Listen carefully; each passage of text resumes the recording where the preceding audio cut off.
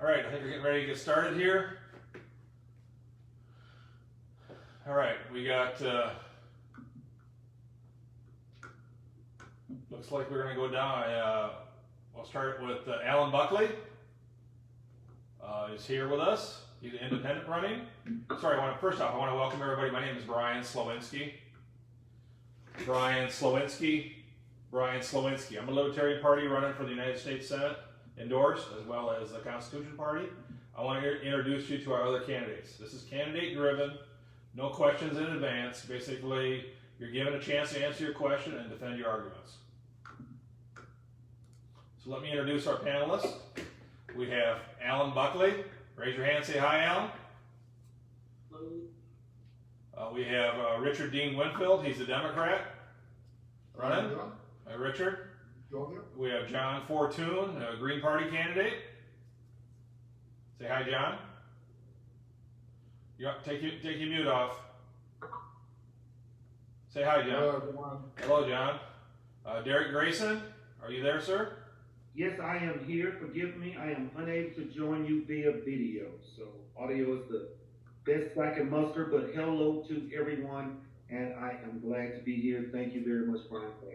Great. Okay, and Representative Valencia Stovall, are you there? Need to unmute. Hello, thank you, Brian, for the invite. And you're running as an independent, is that correct? That is correct. Okay, so I want to make sure I got everybody introduced properly.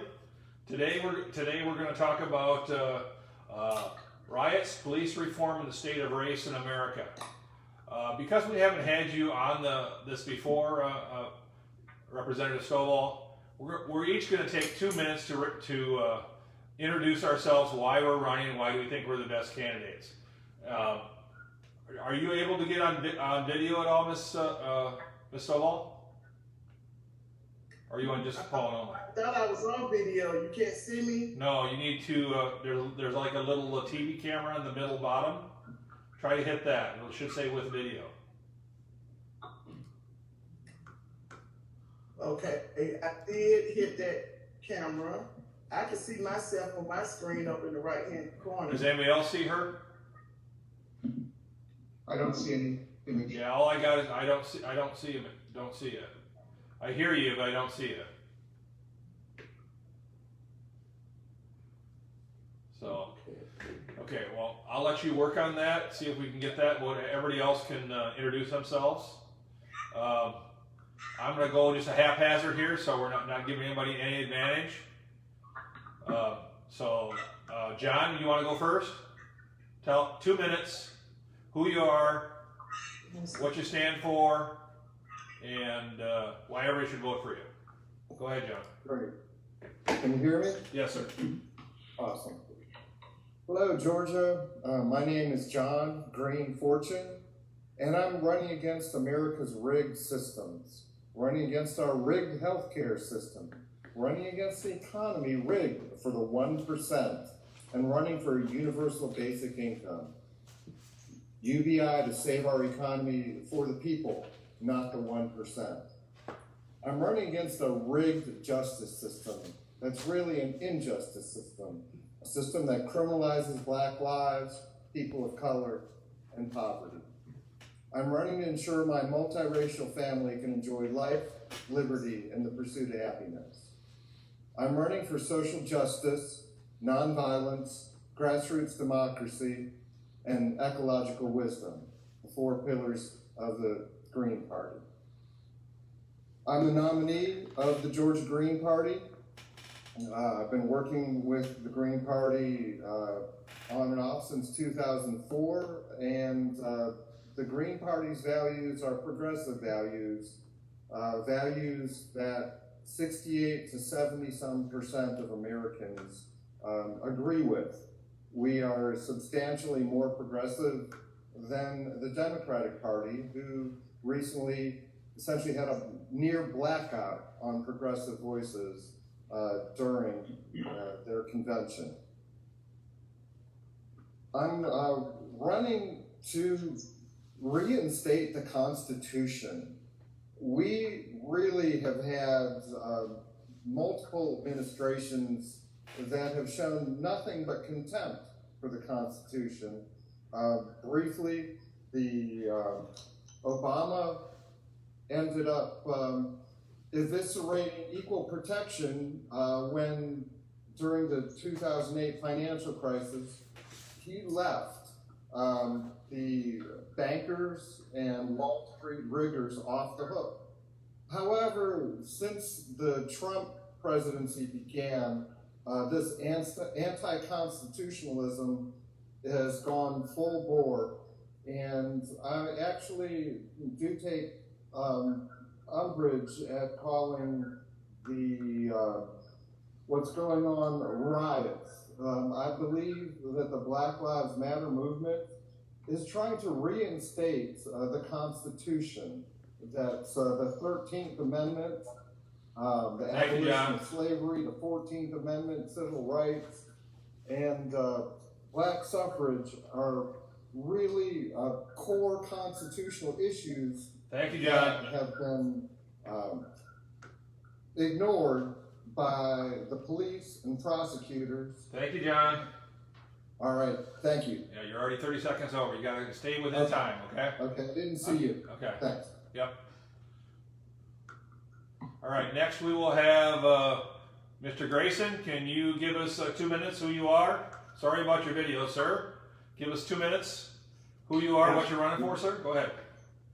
Yes, my name is Eric Grayson. I'm running for U.S. Senate because I believe, like myself, most Americans are sick of lying politicians. Most politicians give no cause to the Constitution anymore because it is not important to them. If you look at a parallel situation, it is the same thing with the Bible and Christians. We no longer care about the babies. We sit back and we say it is the choice of the woman.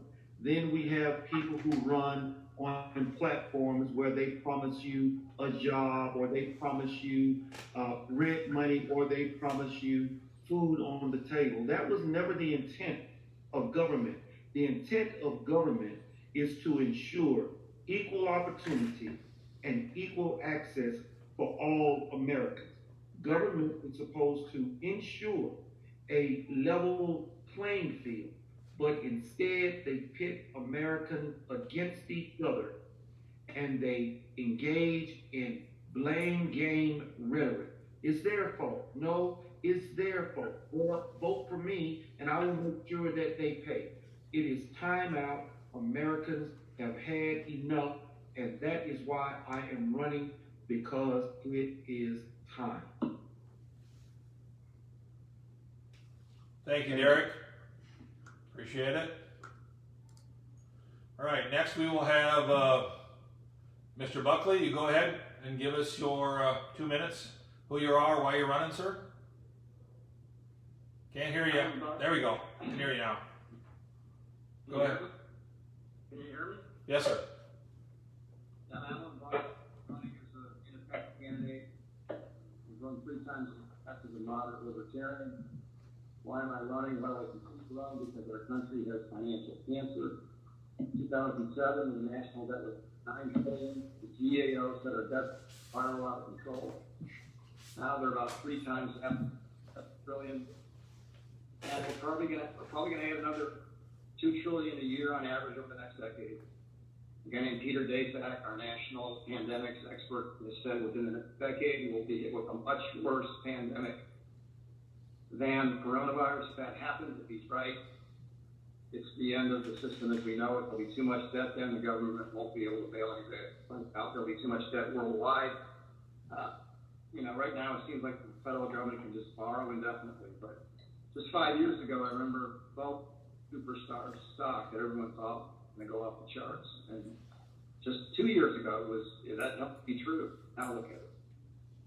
We need someone who's independent, who can do something about healthcare costs. 2 major parties have sold out to the drug industry and the health insurance to the Republicans. As an independent candidate, I will introduce basic healthcare government in a practical manner by converting, for example, the gas tax to a tax based on the cleanliness of the fuel. The fuel is chunk. And electric vehicles and based on how dirty it was. Electricity comes from coal. Is about as dirty. Most much simpler test systems to use algebra to produce budgets, non-recession years or worse. In 3 years to come up. Again, I'm going to turn to what you feel like how much of a mess this system is. Again, independent candidate. I can actually get something done. I won't be out by anybody. That's tremendous support for people who will take that into account. All right, thank you, Alan. Thank you, Alan. All right, next, Ms. Stovall, can you hear us? Okay. Take your mute off and try to hit. Can you hit your? Yes, I was still trying to work with the camera part. I don't see it, so we'll move on. Okay. 2 minutes. Yes. Who you are, while you're running. Okay. I'm State Representative Valencia Stovall. I'm a current legislator in the Georgia House of General Assembly.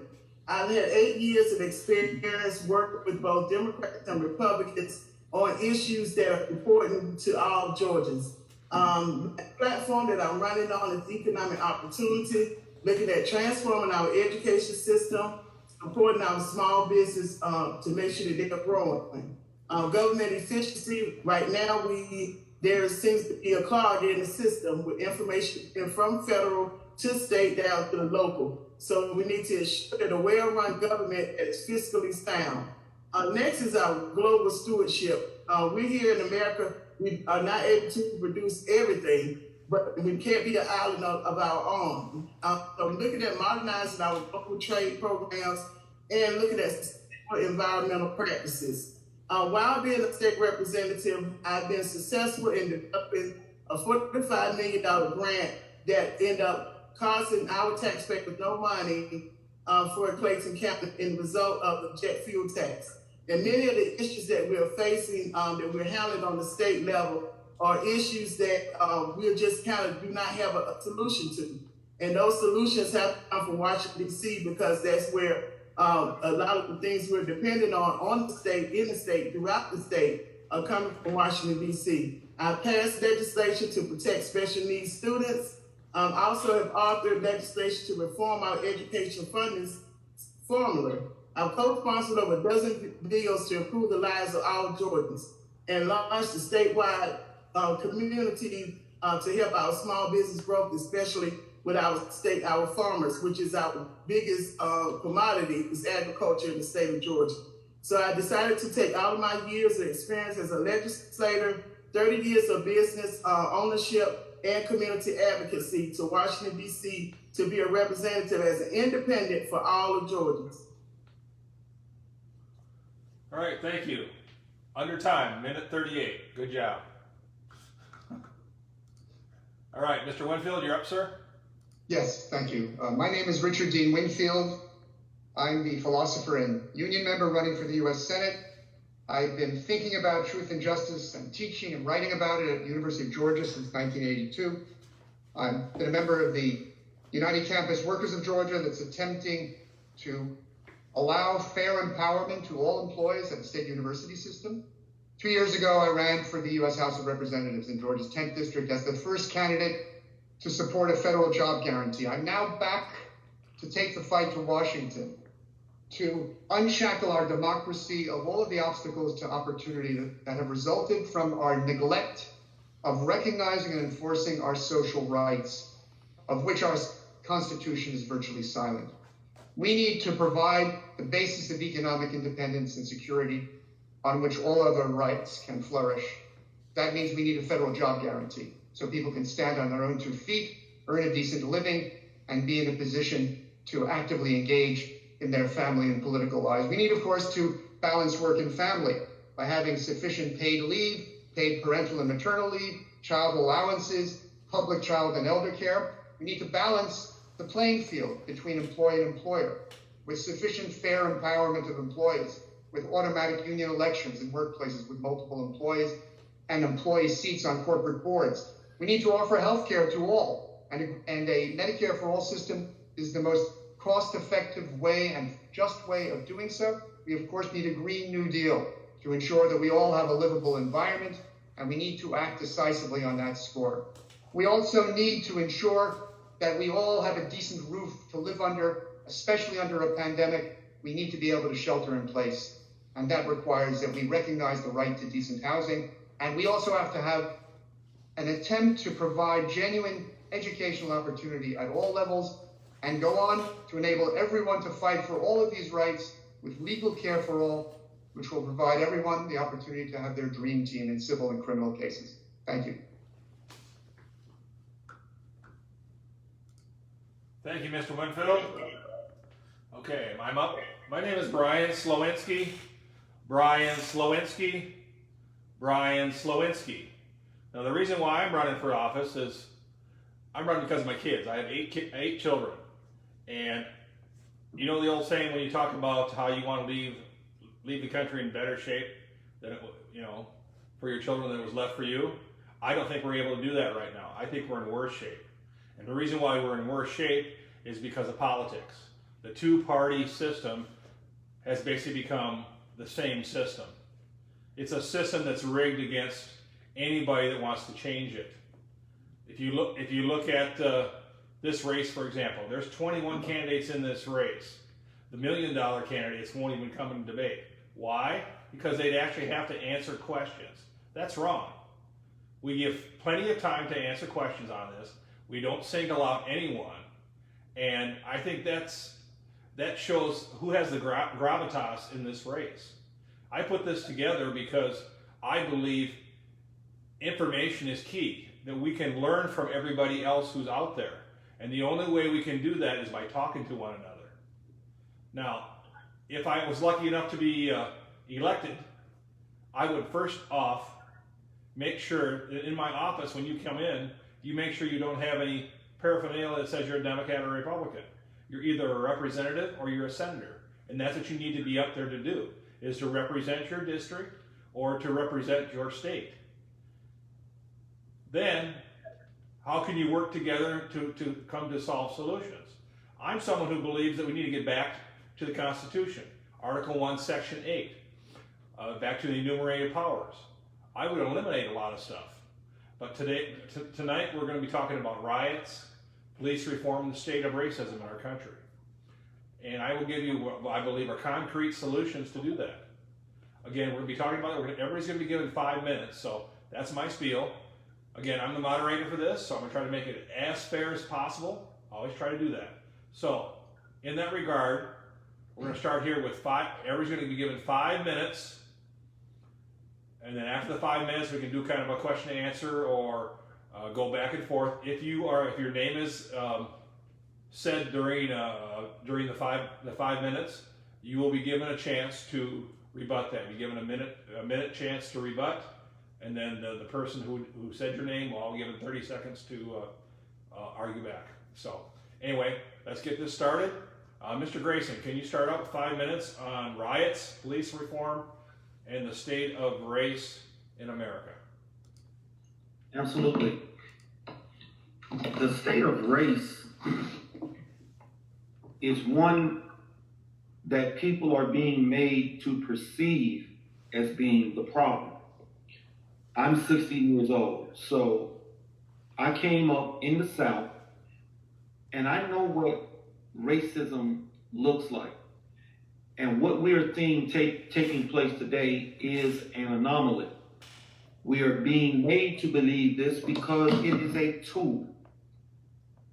What politicians in DC have done, and they have done it masterfully over a long period of time, starting in 1913 with the Federal Reserve Act, which made all Americans tax and debt slaves after free labor was abolished. And we're talking about slavery. So if you can't make one group subject to the rest, let's just make everybody a slave. They have been trying to get the central banking system in for a long time. Then after that, we had FDR that gave us the infrastructure for socialism. That is, government shall be your provider. Followed by that, Lyndon Baines Johnson gave us another tool. It was called man in the house rule. That was the beginning of the destruction of the black family. Why? To create a class of those that will be on welfare generation after generation after generation. And now let's see how that works. We also have other truth. Jimmy Carter in 1979 jumped into the education business, saying, well, you know what? Everybody ought to go to college, knowing full well that everybody is not college material and shouldn't necessarily pursue a college education, as they may be more suited for other lines of work. When I was in high school, we had auto tech, we had wood shop, we had HVAC, we had a number of trades that students that were not interested in college, they could pursue, come out of school, right out of college, step right into a job and work 20 or 30 years and retire. They took all of that away with a lie. And now kids don't even understand the basics of civics. They think that the way to make things happen is pulling down statues, rioting at night. Martin Luther King, that wasn't the example that he set. When they protested, it was peaceful and it was in the day. What we see happening today, again, is an anomaly, part of the tool set given to us by Washington, D.C. The Rhino provides bullets for the warring class in going overseas and engaging in regime change and creating unrest so that we can install our puppet dictators. And then we have the Democrats, the liberals. I call them the butter class. They pass out butter to everyone. Yes, we're going to take care of you. We're going to provide you with your health care. When all government had to do in the first place was step back, do what's listed under their 18 or 21 enumerated powers, depending on how you consider it, and ensure that none of the states violate the precious Bill of Rights, those 10 amendments that states to the government what they cannot do to us, and puts the shackles on them versus the people. Now everybody is turned upside down, don't know which way is up. We think that abortion is normal. We think that drag queens showing up in City Hall and reading to our children is acceptable. And you have Christians who support politicians that think that abortion is part of God's will. The guy at Ebenezer Baptist Church, I am going to fight to make sure that abortion remains legal.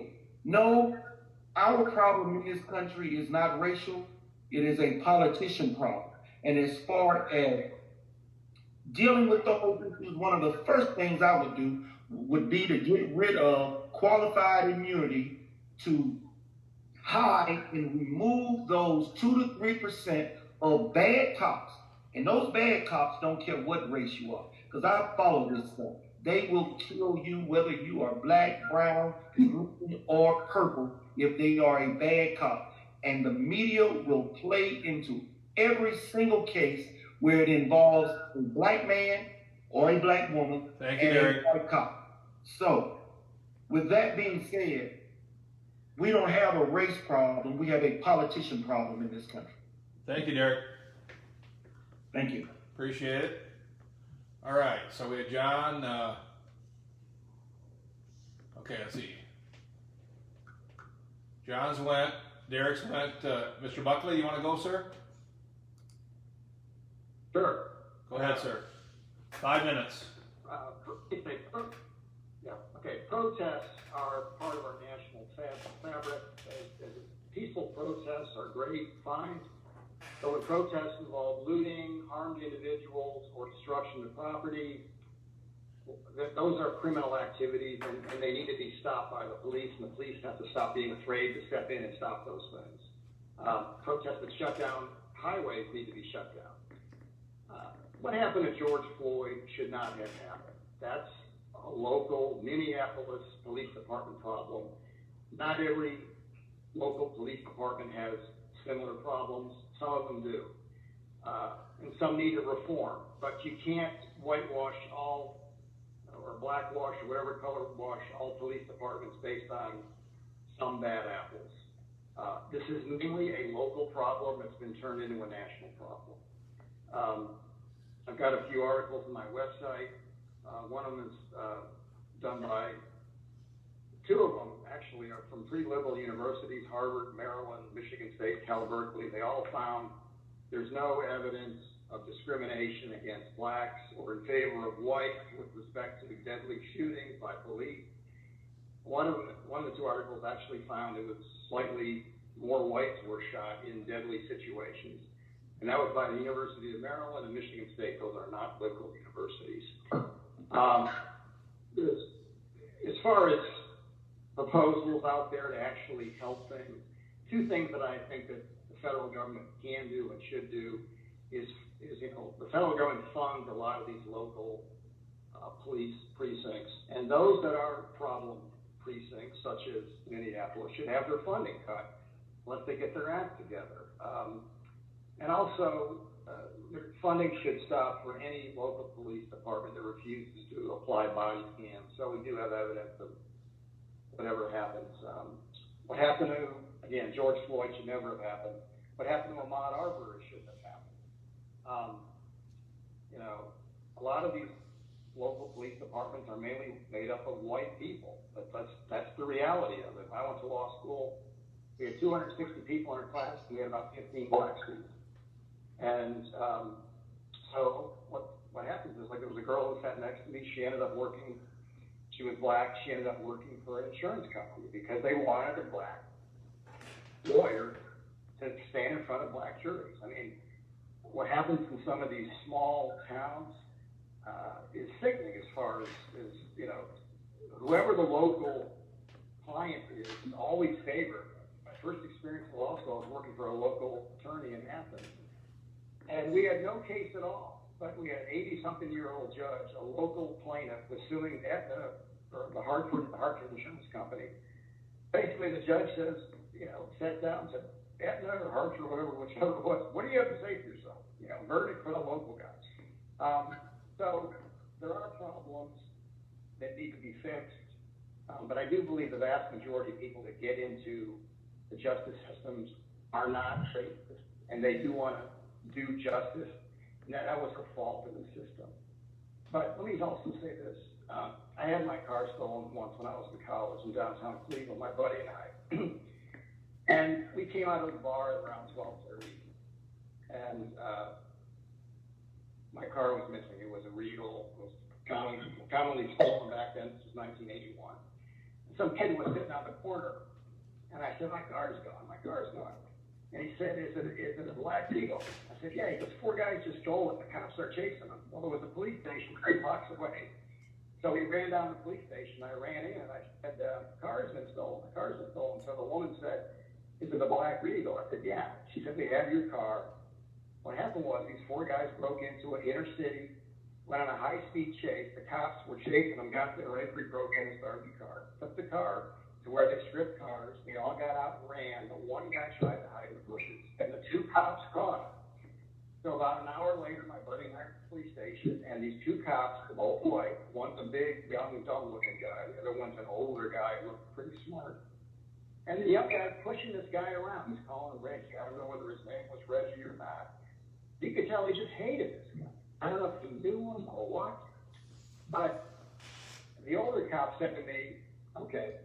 He said, it's a good thing. He said, what time did you guys come out of the bar? I said, 12:30. He said, it's a good thing you didn't come out 10 minutes earlier, because if you had, you'd be dead. He said, this is what they had, a loaded sawed-off shotgun. These cops are out there in the middle of the night in a war zone. And so to expect them to always make the right call when their life is on the line, trying to protect people's lives and property, they've got to be given the benefit of the doubt. So, all right, I got to stop. I'm out of time. Thanks. Thank you, Alan. Appreciate it. Annette Davis-Jackson, can you hear me? Unmute yourself, Annette. Yes, I can hear you. Okay, Yes, I can. 5 minutes on riots, police reform, and the state of race in America, and I will let you know when you're 30 seconds out. Go ahead. Okay, but you know what? You were kind of muffled. Say that again. You have 5 minutes. Talk about riots, police reform, and the state of race. I'll let you know in 30 seconds. You have 30 seconds left. Go ahead. Okay, all right. Really, the state of race, I think that people are pushing it to the limit, which we have not really had a conversation on. The bottom line, there's only one race, okay, in America. It's the human race, right? Whether there is black, white, Chinese, we all, bleed red blood, and we all have the same breath from God. We wouldn't have it any other way. And so we have to twist our accountability to what is really real. Otherwise, it's kind of hard. Now, has the America discriminated against Black Americans? Yes. But how do we move forward? We move forward by having a conversation. That race is simple. How do we have a conversation? How do we move forward to monetize how people should live, how people should be, how people should act, how people should treat their neighbors. That's the real issue, okay, regarding race in America. Because let me tell you, race could be lemonade, all right? Lemonade is really good. The lemonade takes some sweetness, right? If everybody would just be sweet regarding race, we wouldn't even have a problem because nobody would be exalting themselves above another.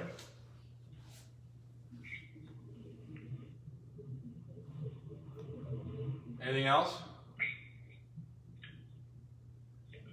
Annette? Yes. Keep going. You still got 3.5 minutes if you'd like to talk about it. Are you done? Cindy? Yeah, I'm done. Okay. I'm done. You're quick. Okay, Mr. Winfield, I think you're done. Yes. Mr. Winfield, I believe you're up, sir. Go ahead. 5 minutes, sir.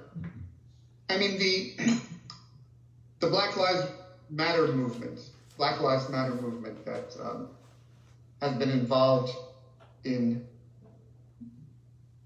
organizing vast demonstrations that have had as their occasion police violence against African Americans have by and large been peaceful.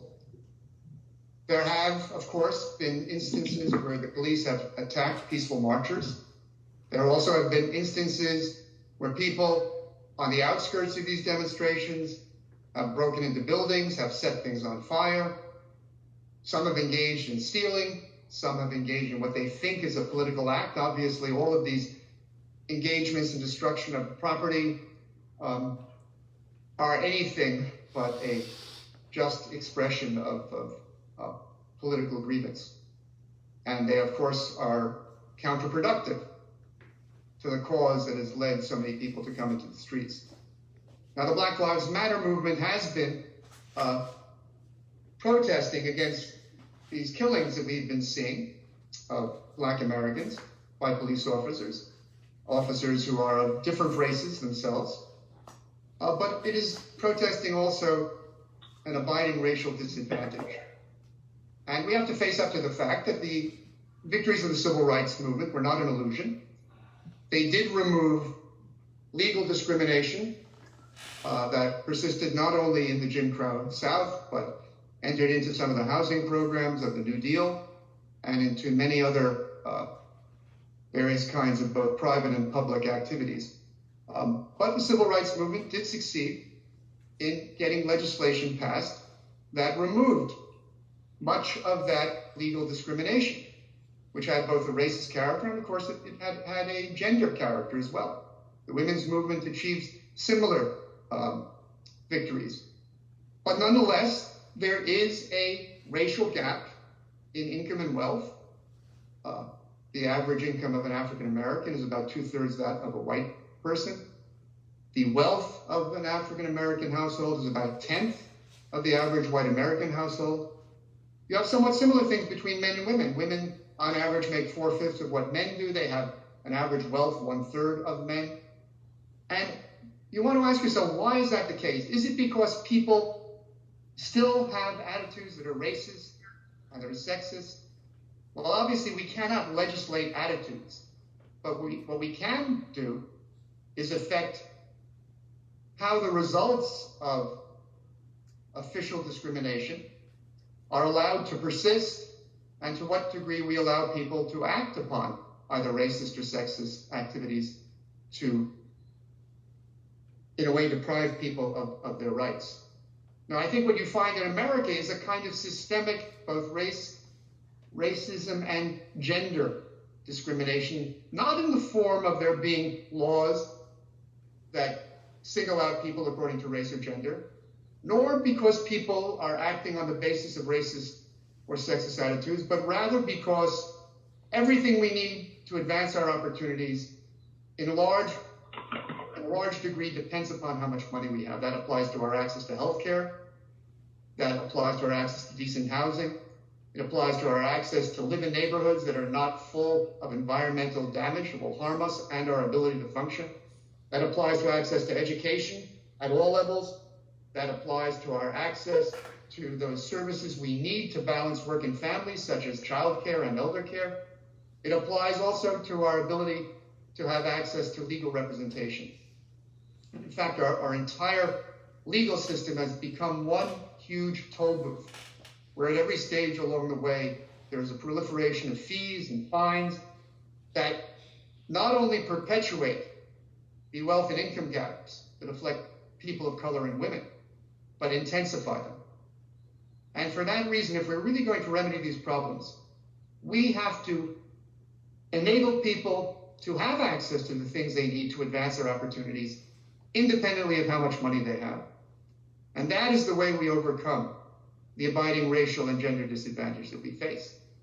Now, when you think about the activities of police, there is something distinctive about police in America compared to other countries. In America, they kill on average about 1,100 people per year. The per capita amount of police killings of civilians is 30 times in America what it is in Britain, more than 50 times what it is in Japan. And it does affect people of all races. African Americans account for 25% of the victims, although they account for 1/8 of the population. But what has happened is that the police have been allowed to act with impunity. They've also been operating to enforce laws that criminalize poverty, mental illness, homelessness, and they dare to keep the lid on a dysfunctional society. I'll stop here and hope to return to these matters later. Thank you, Richard. Did I miss anybody? Okay, I'll go. Go ahead. Otherwise, I will go. Again, my name is Brian Slowinski, and tonight's subject is riots, police reform, and the state of race.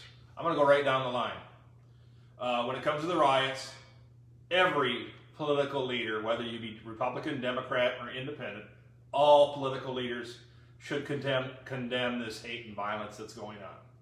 They should not be sitting on the sideline and waiting for a poll to say, hey, now it's time to react to this. All religious leaders should be counseling for calm on the streets. Every American should be allowed, and will be allowed, to protect their family and their business from any kind of violence. That's part of the Second Amendment, protect yourself, self-defense. We need to be supportive of all peaceful, I say, peaceful, nonviolent protest. We need to emulate Martin Luther King Jr., Gandhi, Jesus. No tolerance for violence. Any group that uses violence, we need to find their funding resources. I've always talked about in my campaign that you need to follow the money. So you need to find their funding, who the organizers are, who the enablers are. How do you take them down? Well, you can take them down with what's called RICO statutes. That's how we used to take care of the mob back in the 50s and 60s. Racketeering laws. So that's what I would do in regard to riots. As far as police reform goes, we need to reform police unions. The Minneapolis police union, when I lived up there, I always knew that you had to be on your best behavior when you're up in Minneapolis, because the police unions up there let stuff get by. And, you know, they promote bad cops and bad behavior by allowing them to stay as police officers. That's wrong. We need to stop the militarization of our police forces. Police forces don't need MRAPs from Iraq. They don't need grenade launchers. They don't need bayonets or anything else, etc. We need to get back to community policing.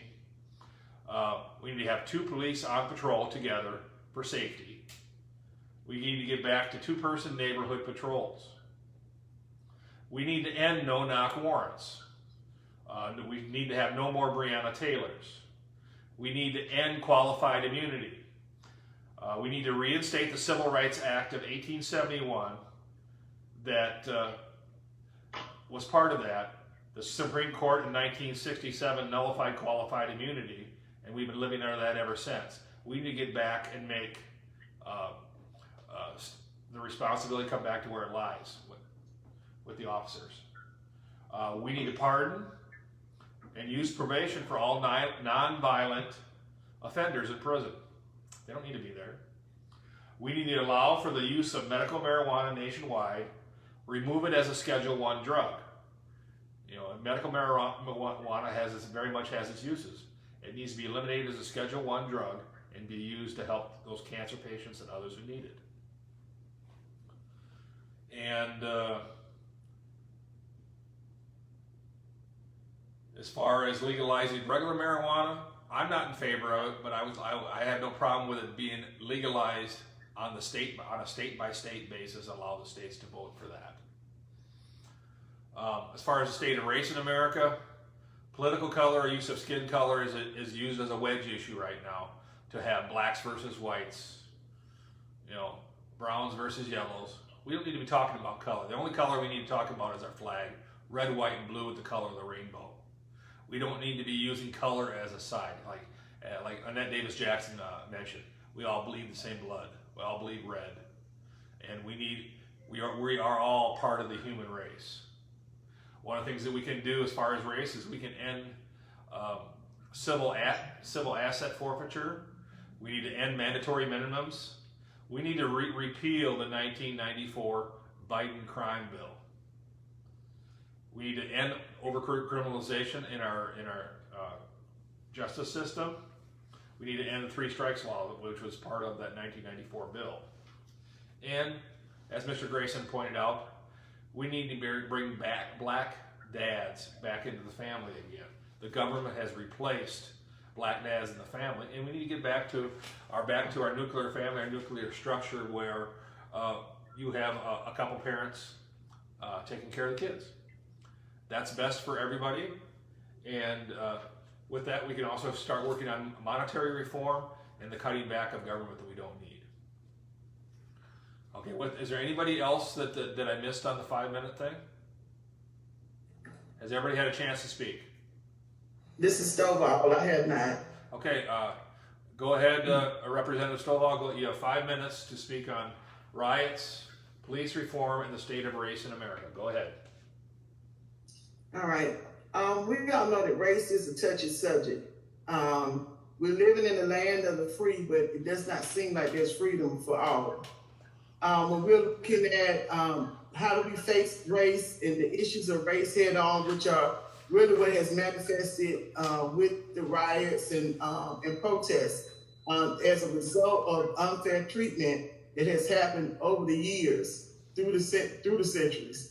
One of the things that I was able to do, trying to do my part with combating race relations, I held a conversation town hall with 3 of my white Republican colleagues, and we just discussed about race relations from my point of view as African American, and from their point of view as white Americans that have interrelations with African Americans and those of other races as well.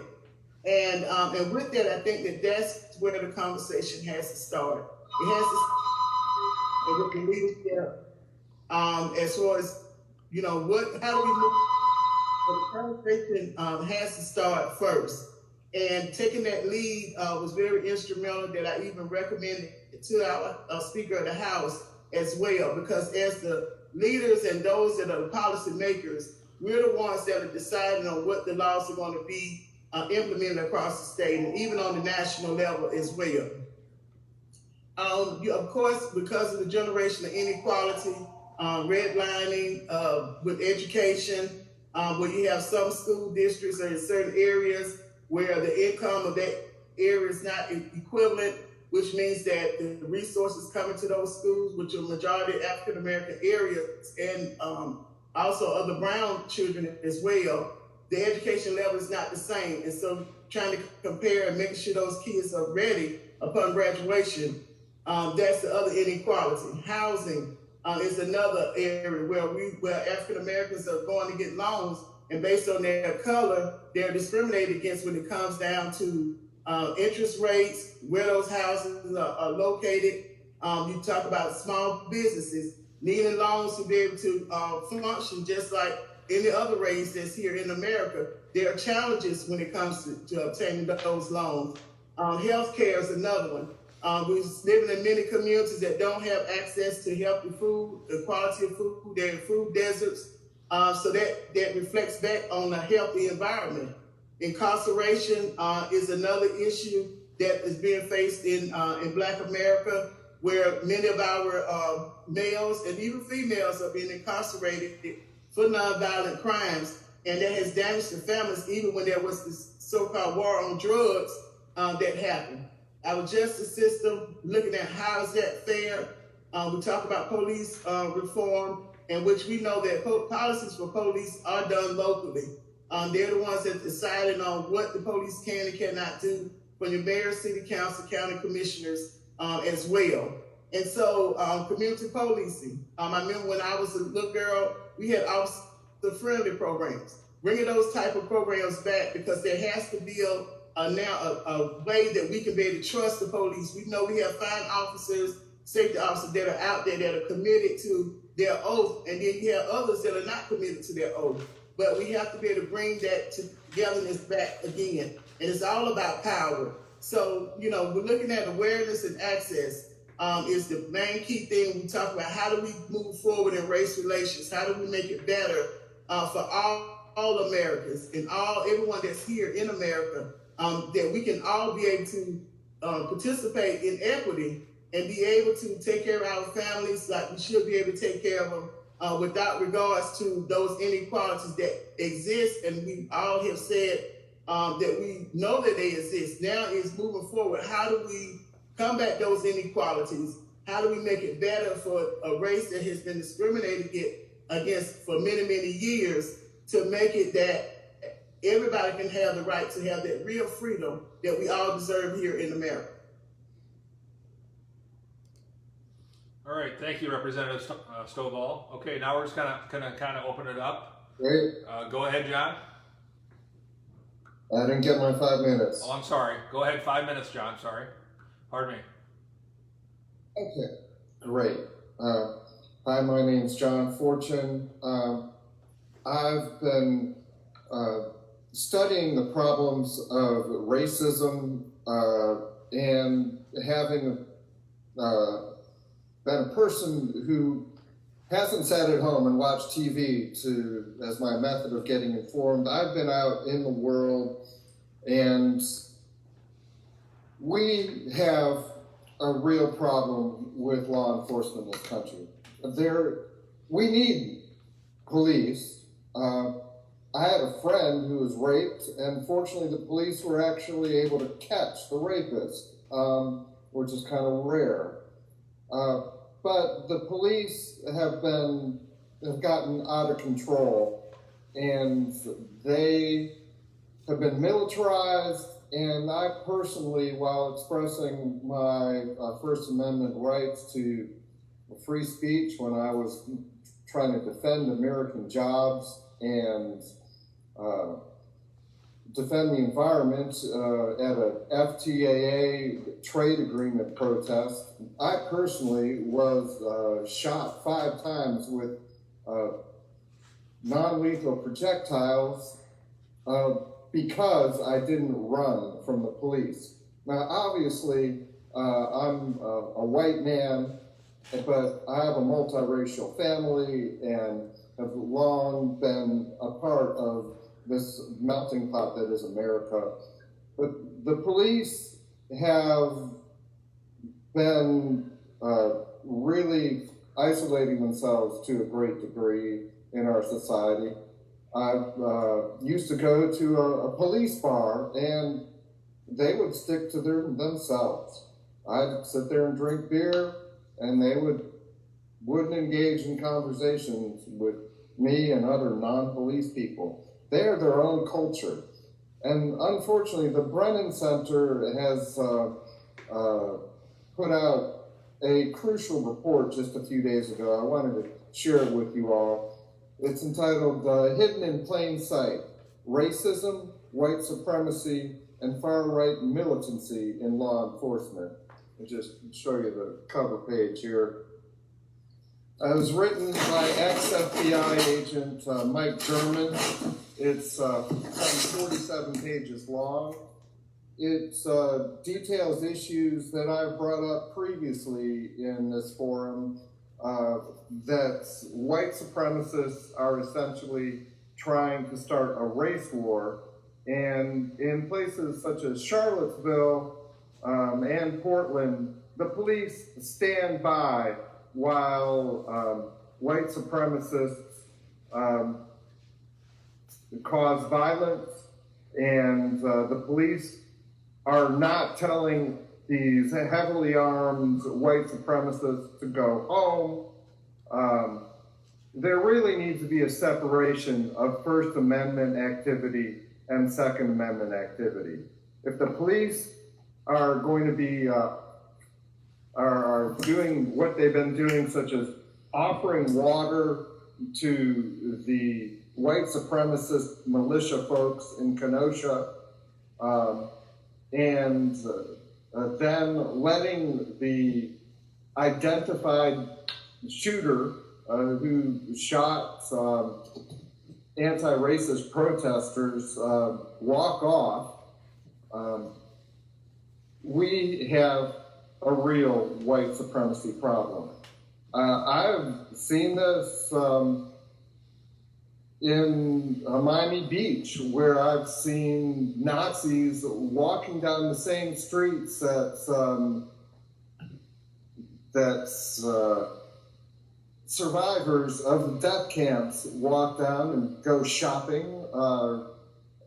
In the 1980s, I would see people with tattoos in their arms from the Nazi death camps, and I've seen white supremacists walking down those streets looking to further victimize people.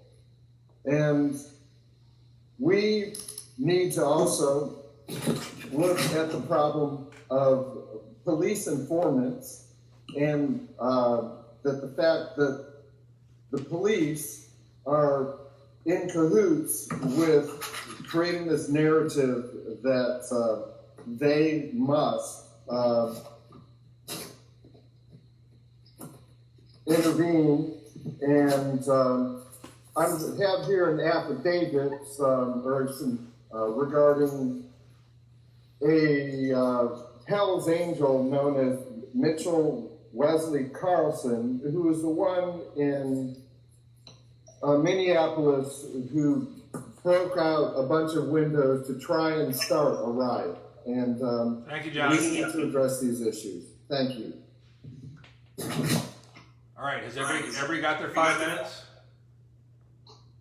Okay, we're gonna kind of open it up a little bit on the discussion of Representative Stovall. I liked your comments when you were talking about when it comes to community policing and all that. I, for one, my dad was actually a police officer for a couple of years back in the 1940s. They never carried guns. They literally just walked around on a beat, and they carried I believe it was a baton with them. That's all they carried, and they walked around. 2 people walking neighborhoods, stuff like that. I myself, I was actually a community police officer. I was one of the first bike patrol officers. It was part of a program to test whether it would work or not back in 1979. Did it for a summer.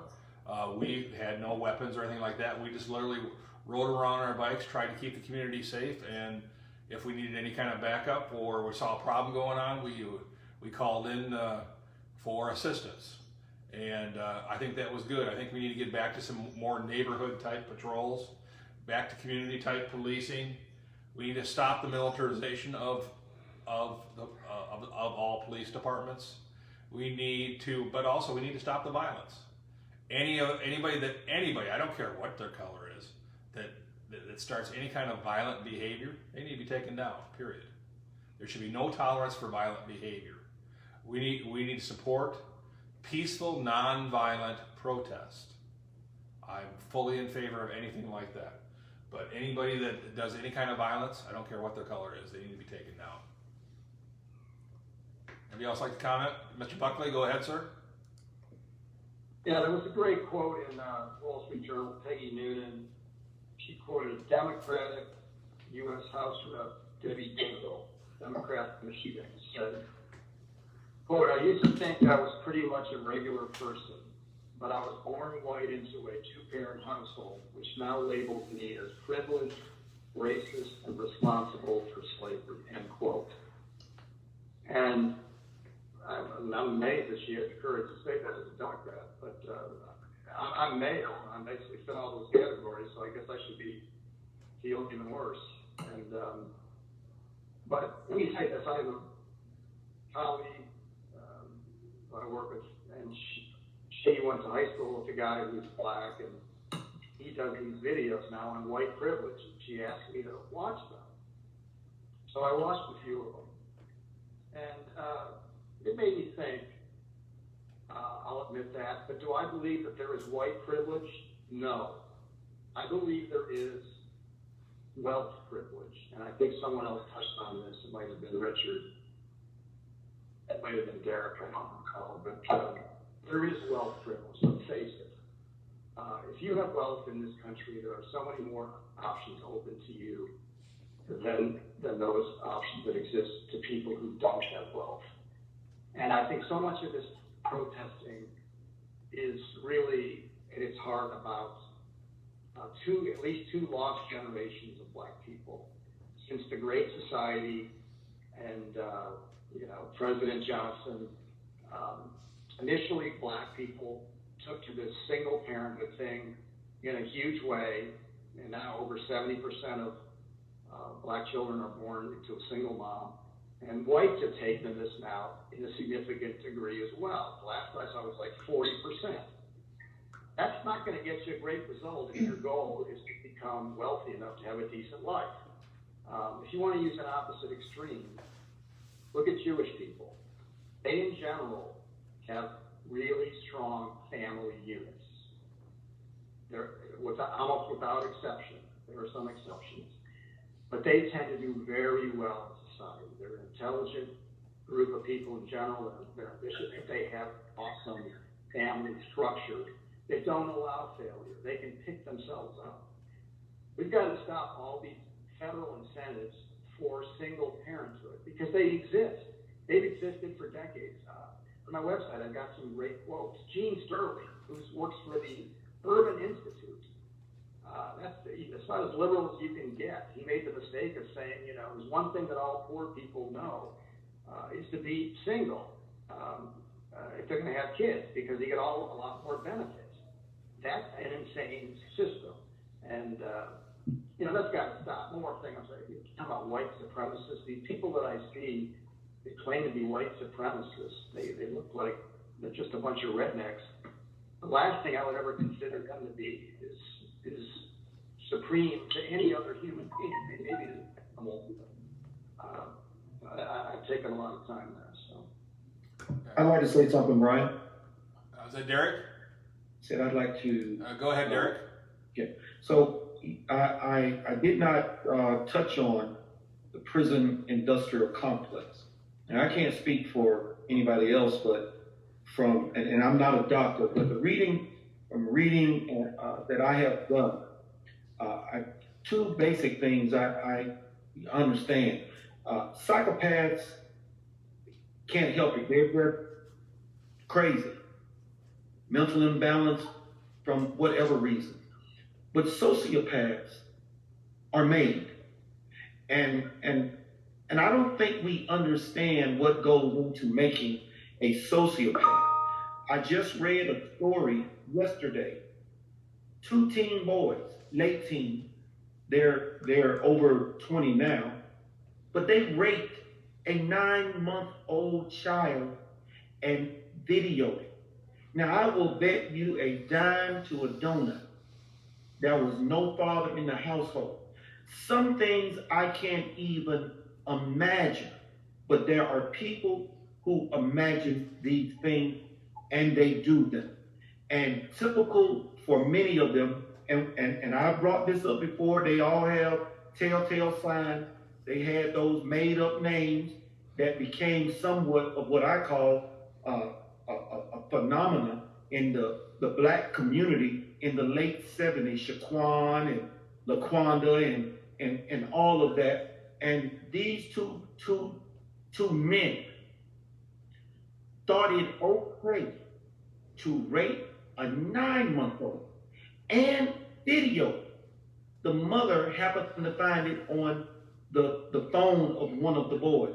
So this is something that I don't think people understand. And while everybody, and this is going to what Alan said, while we want to continue with the handouts and allowing government to be the fathers in these households when it needs to be the actual father, the man who laid with that woman and made that child, they need to be there raising those children. And the single most detrimental thing that they could have done, second only to the welfare state, man in the house rule, was the child support system. Child support could be reserved for women who take the time to get married, and if for unforeseen circumstances they end up divorced, so be it. But with that, you would see a reduction in the number of women having children out of wedlock because there would be no benefit to it. In 1965, I was 5 years old. Illegitimacy in the black community was less than 13%. Now it's over 70, probably 75%. They don't even bother to get married anymore. And if there is no financial reward, just run on down to the abortion clinic and kill the baby because it's your body. These things have to change. And every time I see someone offering another program that is going to get in the way of people being held accountable for their own actions, it literally sickens me. Thank you. Can I Go ahead. respond to that? Go ahead, Mr. Winfield. Yeah, I think one of the key aspects of the way our social policies have fostered an increase in single-family households that are mired in dependency and poverty is that, on the one hand, we've allowed job opportunities to not only be scarce and not always available, but also to involve wages so low that a parent cannot afford to go to work, because if they go to work, they cannot earn enough to afford the cost of childcare, which would allow them to go to work. And for that reason, they find themselves in this trap where they end up, in a sense, doing better if they don't work. But obviously, we can change that if we ensure that there are no poverty wages, that everyone gets a decent wage. And I think a decent wage has been shown, even by Fox News in Atlanta, to require at least getting more than $19 an hour to be able to make ends meet. We also need to give child allowances, because obviously what will be enough to support a family depends upon how many dependents you have. And they do this in many other countries. And it's given to everyone. It's not done in terms of the indignity of means test. But the other thing is we also need to ensure that people can stand on their own feet by there being available jobs. And if we do that, together with these opportunities to have public child care, to have child allowances, then we can end this situation where parents more and more find themselves alone with children, where they can't find work that will allow them to care for their family and are stuck depending upon welfare systems instead of government being the guardian of our freedoms and allowing everyone to stand on their own feet. You know what? I have to say something. I really have to say something on that, because most people feel that, hey, you know, when people mention the poor, they think about Black America, but there are more poor white America, Appalachian, than anything that are on welfare. And so we have to really tell the truth about what's happening. Am I for helping every citizen? Yes. But we have to understand that, you know what? Whether you're married or whether you're single, let me tell you, I've known many stalwarts of grandmothers, stalwarts of mothers who was able to raise 9 children, 8 children, 5 children. They were able to raise those children, okay, to the best of their ability, and they became doctors and lawyers. Look at Dr. Ben Carson. He's a perfect example. There are so many examples like Dr. Ben Carson that is amazing. Most of everybody started from a humble community where they had a roof over their head, clean clothes, and they had food, right? So it bothers me when we talk about poor, everybody wants to race to the Black community. No, the Black community has built America. The Indian community owns most of the land that is built up of America, but it got stolen. And we had great cultural values, right? So for me, when we talk about race, let's talk about how we together work, because we bleed one blood and we have the breath of God, right? And everybody always has their druthers of what poor is, right? People go through things, veterans go through things, mothers go through things. And you know what? I have a lot of friends who are married, right? Married couples, right? The mother could be single, and let me tell you, the husband is making money, but guess what? The mother's raising the child. She's just like a single parent too. So we have to look at everything comprehensively. So what can we do to better families? I go through all out, and guess what? Everybody experiences the same thing, and it's right. How do we work together to better consensus? Where if somebody on the block doesn't have any food, hey, let's help them out. See, neighbors used to be neighbors. We got to go back to being neighborly. We got to go back to being friendly. I don't want to label it on a Black or white because they don't have. You can have a millionaire, right? And he can have so many expenses that he's about to go broke because he's about to lose everything because of the decisions that he's made. So let's not just put it on the poor. Let's put it on corporate welfare. Let's put it on the corporations who have employees where they don't even know that some of their employees are the working poor. We have a lot to think about in America.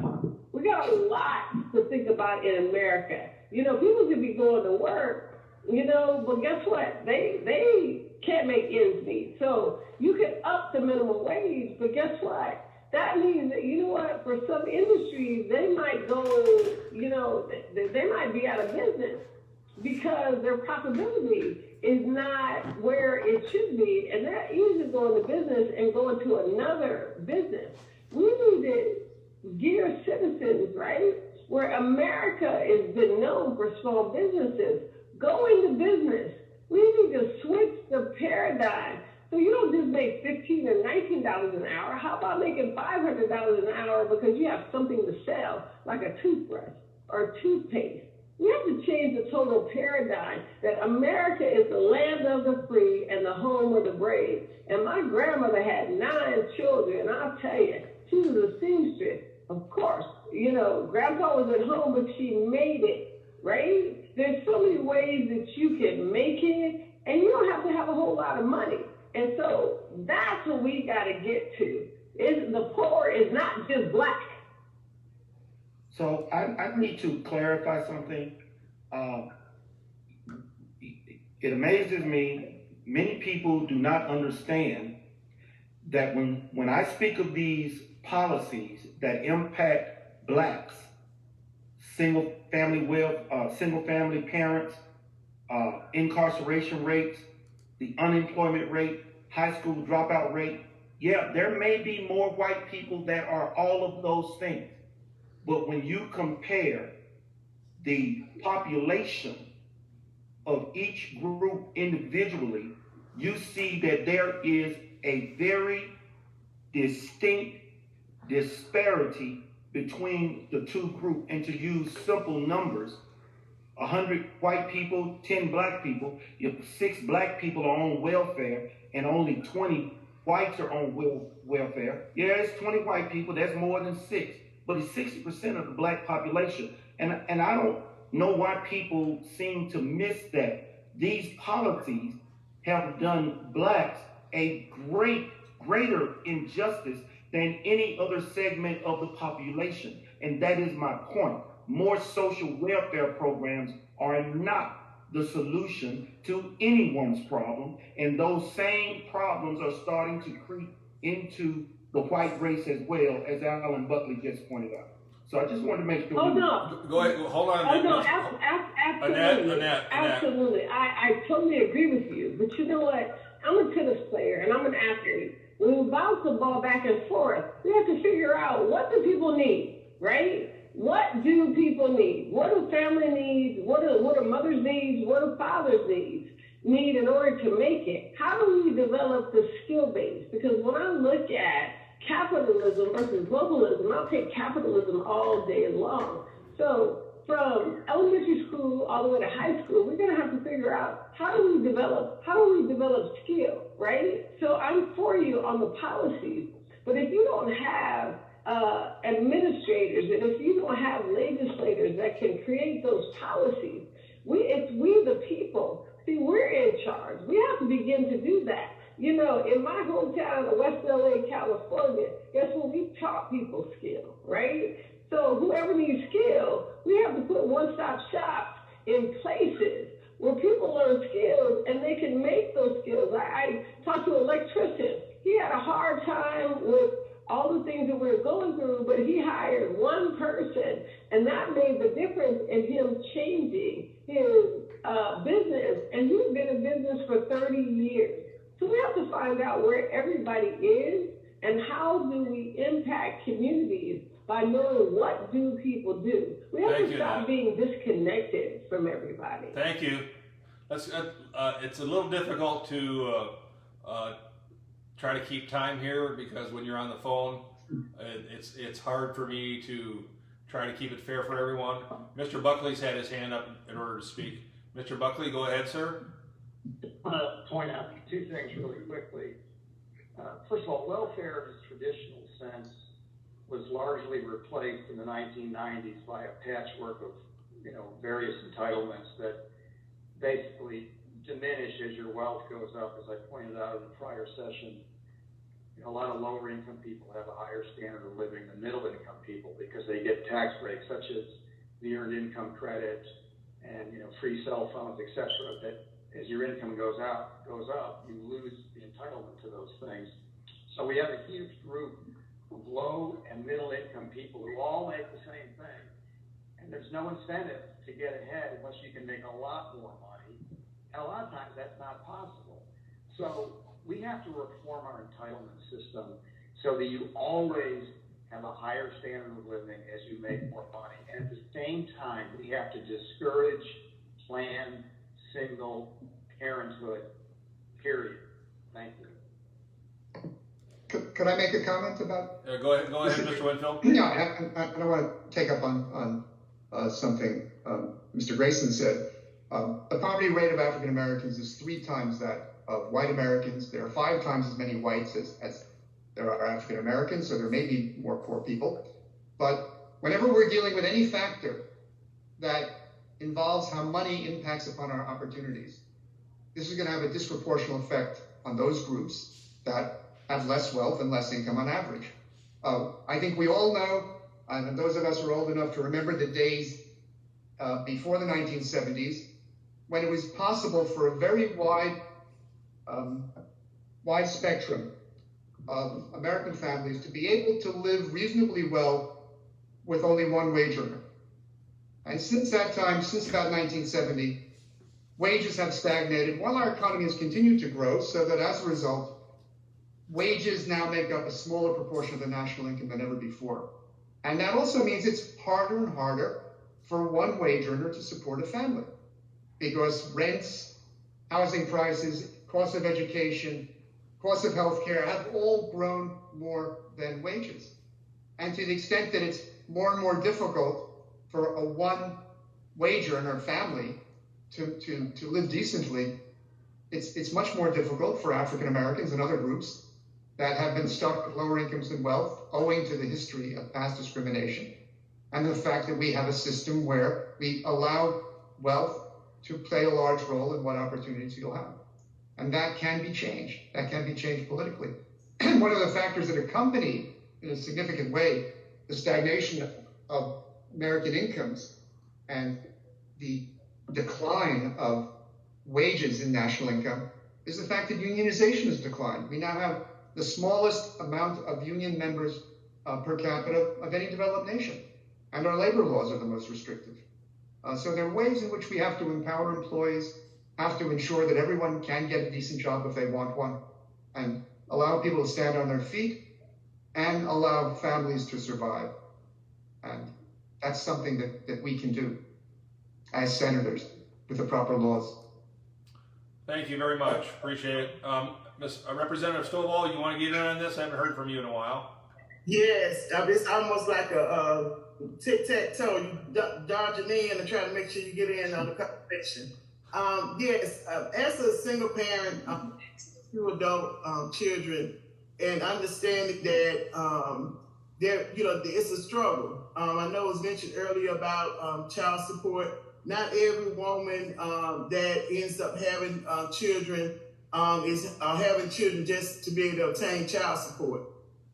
We have where the male or the father is not being responsible, and resulted in the one family household where the mother had to be able to take care of herself as well as her children with that. I think that it still boils down to policy, and I think we all have mentioned that, changing in policies to allow for better opportunities for everyone. And when we look at our education system, which is very antiquated, and we can see that with what happened with COVID-19, it affects everything. Making sure that our students graduate with a trade, certified trade, puts them in a better situation, moving out of poverty. Those that are in poverty, sets them up in a better pathway, even with their choices that they end up making as adults. And also making sure that we are really activating and making sure that we are maximizing on the programs that we already have in the state, like here in Georgia, where we have the High Demand Career Initiative that is initiated by our Technical College System of Georgia. So making sure that we are working through our Department of Labor with those apprenticeship programs, all of those, and even looking at how we implement even more internship programs. All of those are ways that we're able to get on the pathway to be able to making sure that we have better opportunities in our communities. So equalizing that playing field is what's going to be most important moving forward. All right, thank you. Go ahead, John. Hi, I want to bring us back to the subject of riots and police reform. For instance, one incident that I believe is cited in this Brennan Center report that I showed previously that I recommend you all read, they mention in passing in Alabama, white supremacists in the Dothan, Alabama Police Department allegedly planted drugs and guns on black people.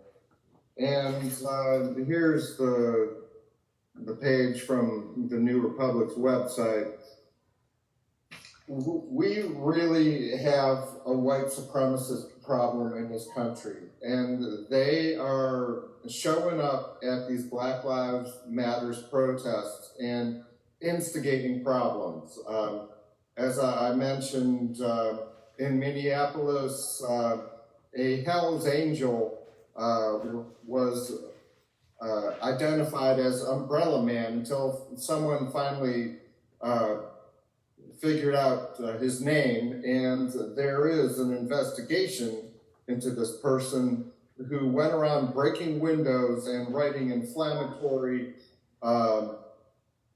statements like free stuff in here while he's breaking windows and trying to transform a peaceful protest into a looting spree, thus giving the opportunity for white supremacists with guns to show up and start pretending that they're there to protect property when really they're trying to instigate a civil war. Should we ask our law enforcement officers to swear to defend the 13th, 14th, and 15th Amendments and protect Black people and minorities, because the situation that we're in is untenable. We need to have the police telling these white supremacist militias who show up, if you've got guns, go home. If you've got a sign, you can stay, but you got to stay separated from the other protesters. And we need to stop this civil war that is honestly being orchestrated within the highest office of the land by Stephen Miller and working together with Trump to inflame hatred and inflame a race war. And I'd like to know, what would you, as candidates, do to try and stop this race war rhetoric that is being promoted essentially by Donald Trump and his top staffers? I got to something like that. You know what? Let me tell you. No. You cannot put it on the commander-in-chief of the United States of America. You can't do that, right? Thank you. You can't do that. You can't do that. That's an injustice to do that, right? White supremacists, let me tell you, I came from Los Angeles, California, right? I went to a Jewish high school, a Jewish junior high school, Jewish pastor junior high, and a Jewish elementary school. I went to school with all types of nationalities in Los Angeles, California, West LA. My father was in real estate. My grandmother was a seamstress. My grandfather was an engineer, all right? They had 9 children. We were the community. So white supremacists, this is a bait word to get the Black community upset. And guess what? It worked, because the Black community is upset, and they want to blame the white supremacy on Donald Trump. But guess what? He's only been in the commander-in-chief for 4 years. What happened long before that? Let me tell you. The Black community has been resilient. It the surgeon who's head of the Health and Human Services, he said, look, yes, we experienced racism. He said, but we didn't let that stop us because we knew we had to be great. And when I hear people talk about we're the minority community, I have to make a correction. We're the majority community, okay? We're not the minority. We're the majority community, okay? We're the majority community that has built America. When you look at the stories of America, who has built America, it is the Black community. It's the Black community. And the land was the Indian community. Most Blacks have a lot of heritage, right? So when we talk about white supremacy, look, so there are more white CEOs than Black or whatever, right? But that's because of preferential treatment. But at the same time, Blacks have understood, guess what? I can have my own, right? post-Reconstruction, you should see all the black college presidents of which created the historically black colleges based on, you know, we had teams. We had abolitionists who were white brethren who were working along with us all across the country. We have the Quakers.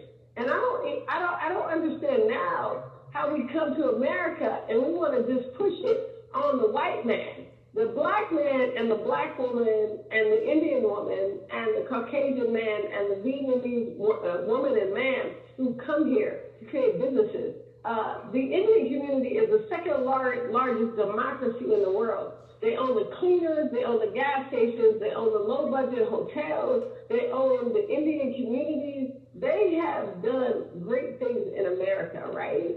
So we are the majority in America. Of course, those communities want to call themselves Asian, but still Asian is people of color, right? And when we talk about the black community, you can't get black. If you put red and white and pink and yellow together, it makes black. The black community has made the white community, has made every person of color. And what we have to understand is that how do we honor that in the United States of America? How do we honor that now? And how do we get our children to understand that, you know what, let's not deal with color. Martin Luther King talked about the content of character, but I say character is king. Let's stop all this differentiation of white supremacy and all this kind of stuff, because people will be who they're going to be according to who they were taught by. I'll never forget, as a college coach, I had a third job at Kroger, and a young 3-year-old said, "Why are you black?" You know, and it was a line full, and I said, "Because God made me that." His mother profusely apologized. "Oh, I'm sorry. But I said, you don't need to be sorry, because your 3-year-old son is cognizant. That's what you talk about in your household. So we have to stop people from talking in their household against Black America as they're not valuable, because Black America has taught America what it is to be the soul of America. So that's what we have to look at. And that's why I'm saying that race could be eliminated, all right, when sweetened right, and when we have the right history. Christopher Columbus did not discover America. So we have to put the facts on the table to understand that regardless of white supremacy, the majority of the people of color have made America what it is today, and we have to honor that. All right. Could I respond to some of the... Go ahead, Richard.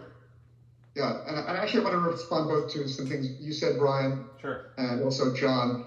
I think it is recognized that the principal domestic terrorist threat consists of what I would call fascist groups, so you can also call them white supremacist groups.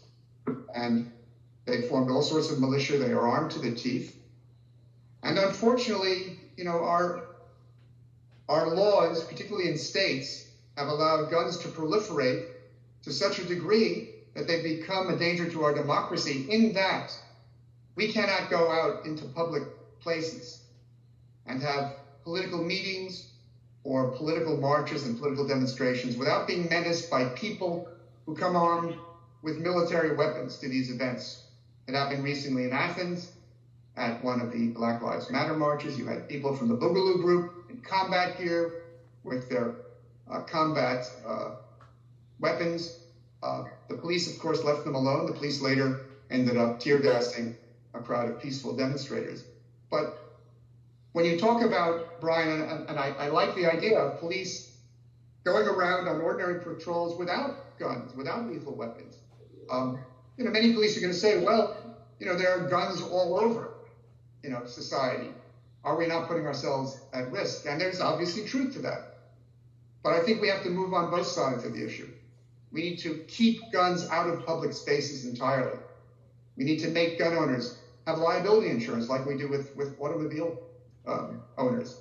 We have to ensure that gun owners keep their guns in their houses, their cars, go to hunting grounds, go to shooting ranges, but otherwise we need to have free public spaces. And then we can have a demilitarized police that on ordinary patrols do not have lethal weapons, and police who can, instead of acting like an occupying army, could serve more like guardians of our freedom.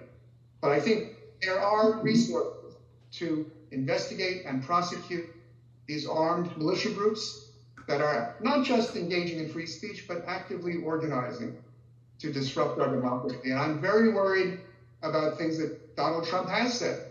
Unlike any president in our history, where he has said repeatedly that he will not recognize the results of the election if he loses.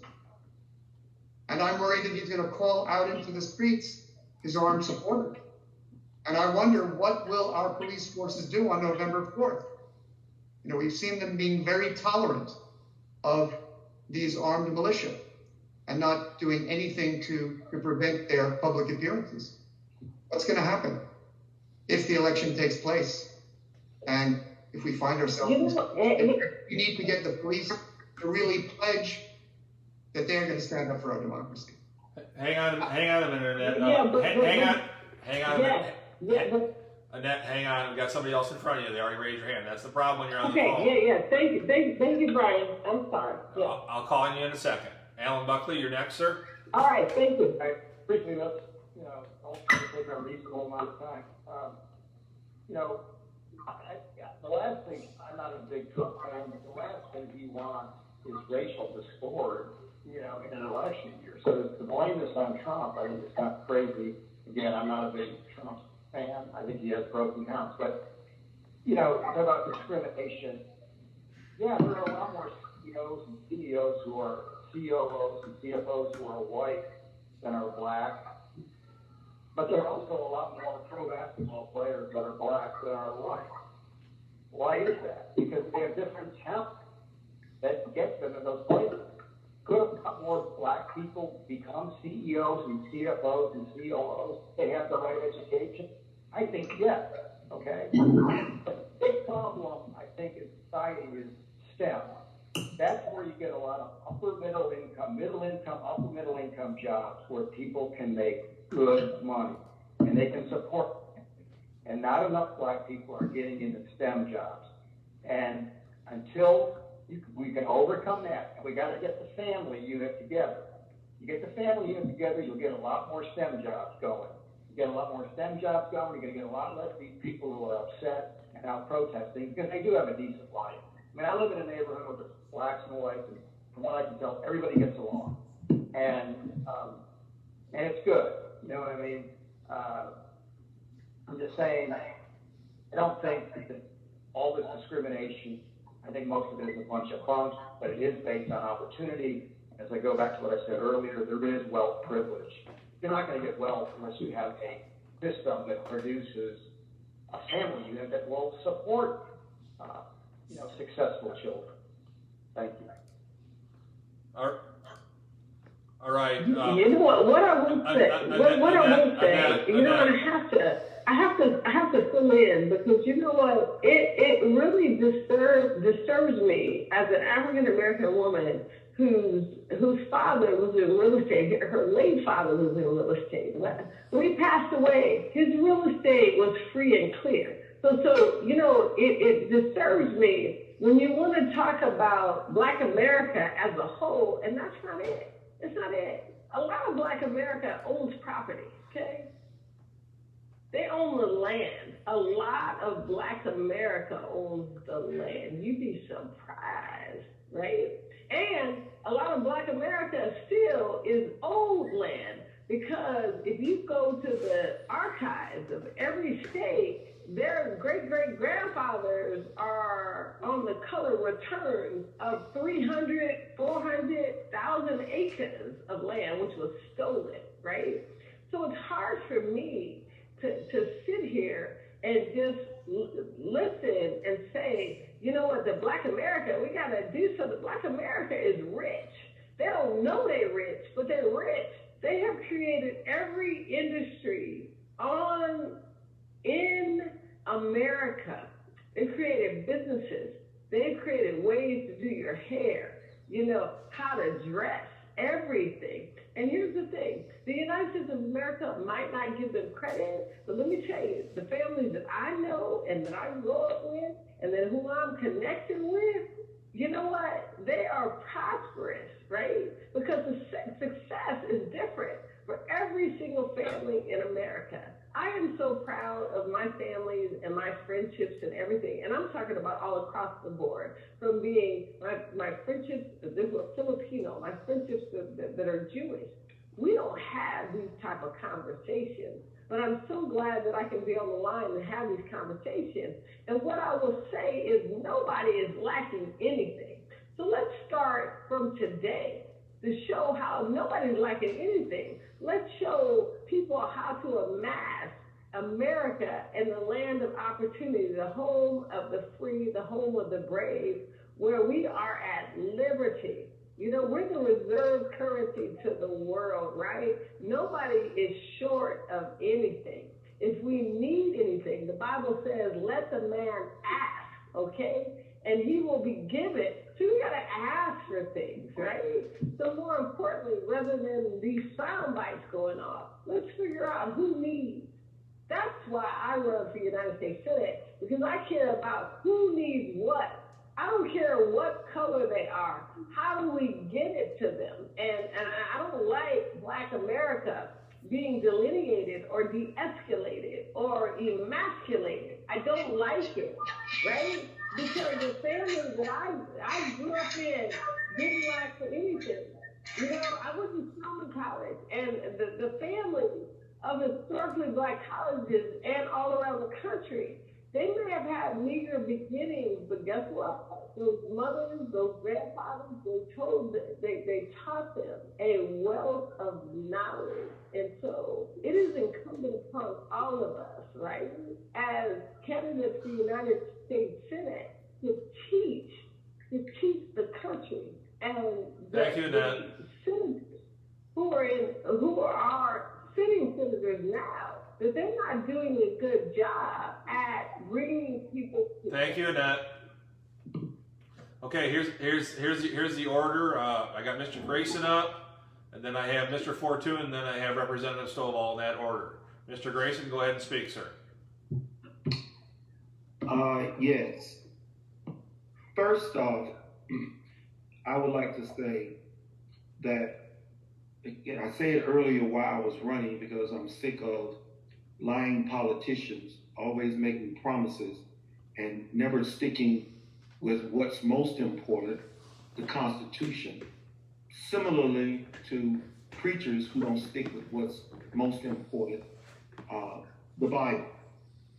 They pick and choose what they like and they push forward. So what have I heard so far? I've heard two guys talk about what they want to take from me. I call it Constitution creep. Guns. The Second Amendment is a part of our Constitution, whether you like it or not. I don't care. If you don't like it, we have what we call a constitutional convention process. Go and get the Constitution amended. I doubt very seriously you will succeed, but if I wanted to live in a country with no guns, I'd go to England or I'd go to Venezuela, which is a crappy place to be because it has been destroyed by socialism and politicians who think that they are better than everybody else. So I resent every time I hear a politician talk about what they want to take away from me as an unalienable right, and especially if it is enumerated in the Bill of Rights, the Second Amendment, the right to keep and bear arms. So seeing the militia marching does not intimidate me, because I got a gun too. And if I don't mess with them, they have never messed with me. I have not heard anybody in these debates since I have been on them talking about the guns in Chicago being used on Black children. Yeah, everybody is talking about the guy with the knee on his back, on his neck. Everybody's talking about him because he's in the mainstream news being put up as the poster child for racism when he is not, or the latest individual to be shot 7 times in the back. He is not either. But none of you talk about the crime taking place in Chicago, in New York, where a guy pulled up to a man, pulled out his gun, shot him in the head while he was walking his 7-year-old daughter. I ain't heard one of you mention that. But you want to talk about taking the Second Amendment or right away from individuals because you don't like guns. You should get over that. And I also find it offensive that you refer to me as an African American. I am an American citizen.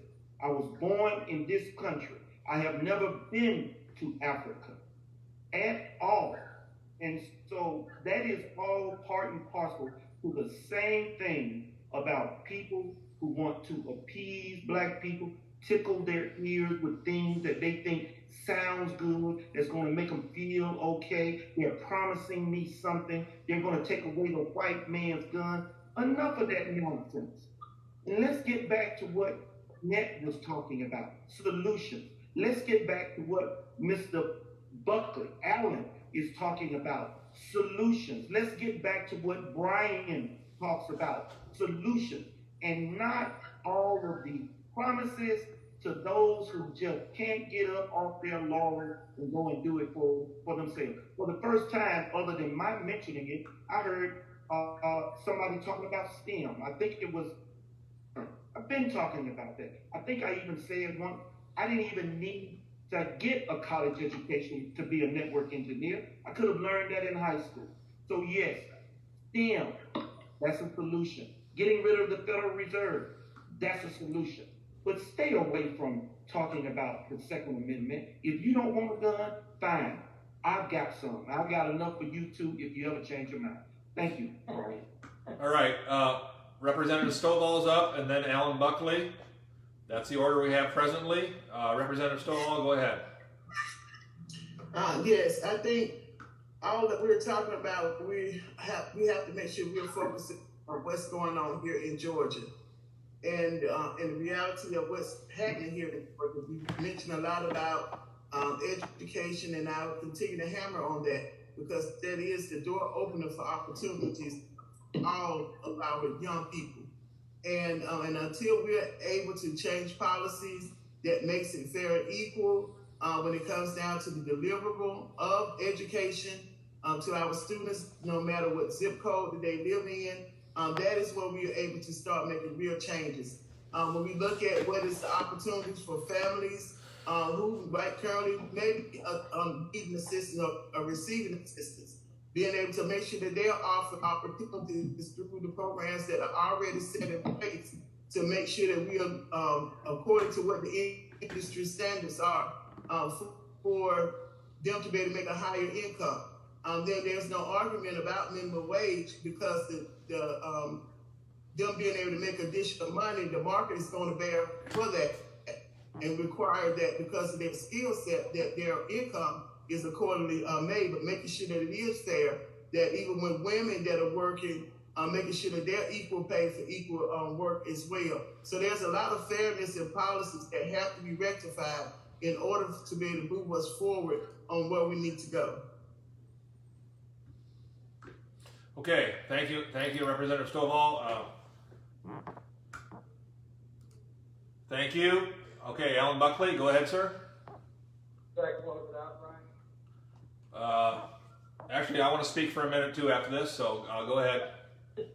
I'll just say quickly, again, I took STEM, Derek referred to that. There's studies that show STEM, that's where the money is for the middle and upper middle class jobs. And that's not discriminatory based on sex or color. It's just, you have the background to get that job. And the reality is, most people who have that background are either white or Indian or Oriental at this point. That's the reality. Let me say this: all this, political correctness with African American. Nobody needs to call me a European American. Okay, call me white. I'm not white. Because the color of my skin is cream colored or whatever. All this political correctness is sickening stupidity. We're all going to live X amount of time. And the less time we spend making up different names to make people feel good, we'll all be better off. Thank you. All right, thank you. I just want to make a few comments. As far as white supremacists or anybody that causes any kind of violence, you need to come on. You need to take care of that. They need to be arrested and charged appropriately if they have any kind of violence, whether it be usage of a gun, whether it be someone throwing a brick to hurt someone throwing Molotov cocktails, someone starting a fire, someone breaking in a window. I don't care who they are. You do anything violent, you need to be put in jail and be brought before a judge. That's the whole problem, is we try to make it this side versus this side instead of just working for the peaceful way and start addressing the issues. As far as STEM goes, yes, that's where the money is right now. Science, technology, engineering, and mathematics. But we also need to make sure that when it comes to single-parent families, there's just a few things you can do that can be taught no matter what color you are or what generation you are. The main thing is finish school. First thing, you finish high school. Second thing, don't get pregnant. Third thing, get married after high school. Okay? Those three things will stop the majority of poverty because they're going towards goals, and goals are reaching them and keeping them out of poverty. Because if you get pregnant, the problem is normally you would drop out of high school, then you don't have the education, and you're pregnant and you have the dependency, and it makes you dependent on government. We need to stop forcing people to pay for other people's mistakes. That's why I want to get back to the Constitution. Article 1, Section 8, the federal government needs to do what it's supposed to do, and the state and local governments need to do what they're supposed to do. Get back in our lanes. The problem is we have Washington, D.C., and the two-party system that has basically bastardized our Constitution. We need to get back to proper spending levels. Instead of one omnibus bill, we need to have 12 specific spending bills. As a senator, you need to make sure that we allow the amendment process, and voting up and down when it comes to spending money. The latest thing was the CARES Act, when they literally passed it by a voice vote. Wrong. When you spend twice the money that was spent during the New Deal, during FDR's administration, and you don't have a voice vote, you can't make people accountable for what's going on. As far as when it comes to rioting, police reform, and the state of race, we need to work together peacefully. We need to do what we can to make sure that our police officers are protected. We need to get rid of bad cops. Now, I mentioned about community policing and all that. That doesn't mean they shouldn't have guns. I think they should have guns. But I would like to see 2x2 going into the communities. Yes, it was a different era back in the 40s when my dad was a police officer. He did that for a few years. When I was a police officer, it was a pilot program to get police back into the communities in a less threatening way. I don't have a problem with that, but it needs to be done. It needs to be done in a proper way.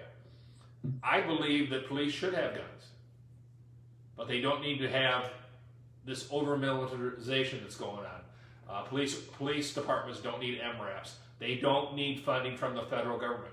That's not the federal government's purview. Police departments need to be funded on the local level and on the state level. So that's what I got to say. Anybody else want to comment on anything? Oh yeah, and that Davis Jackson, I got a comment about that because I'm not happy with Antifa. I'm not happy with the young who happen to be not African American who are creating these riots. Let me tell you, when you see young people creating these riots, what happens is you got to know that there is an adult guiding them, okay, to do this stuff, to tear down America. I am not for it, right? And all in the name of Black Lives Matter. No. They don't represent me, right? My father had a real estate brokerage, and he started in his 20s. How did he do that? He didn't go to the draft because he was married with 2 children. But he came from Omaha, Nebraska, which a lot of people don't think that blacks come from.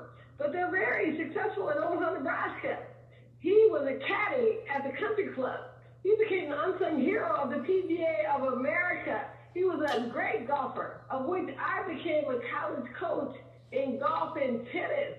So we are mindless as to how we're raising our children. But I'll tell you this, we need to look at the mothers of the earth, right? Because all that's happening in the streets is because mothers have raised these kids, right? But we got to look at that. They raise these kids to be bought and sold, right? We don't need our children at an early age bought and sold to tear away America. I almost think that it is a cult, and they do have a chip in them, because for you to live in America, land of the free and the home of the brave, and that you purpose, right? And you've been guided by adults at a young age to go and mess up cities, something is wrong in America. And guess what? We need to go back to our mothers to find out what is happening. Thank you, right? Ned. Thank you, Ned. Insulted our John. veterans of World War II. John, When you, John, Mhm. you don't interrupt somebody. Okay? She was still speaking. I was correcting. I'll call on you. Raise your hand properly. Okay? If you'd like to speak, you're next. Thank you, Annette. John, go ahead. Hey, thank you, Brian. when we end up hearing the fear mongering about Antifa are actually the modern versions of our brave men and women who fought fascism on a three-front war in World War II. Antifa is against fascism. They are anti-fascists. When you or anyone says something against anti-fascists, it's like going to Arlington National Cemetery and kicking over the headstones of our soldiers who served in that war. It's like going to Normandy, to the cemeteries there, and kicking over the headstones. Being pro-fascist, like our president and like many members of his support team in the Republican Party, this is out of step with America, and it is fear-mongering. When we fought a war against fascism in World War II, we had crooked people such as Alan Dulles and his brother John Foster Dulles, who were pro-fascists and who then took a very high office in this country and began to roll back the freedoms when they were in positions of power. So you've got to go back to your history.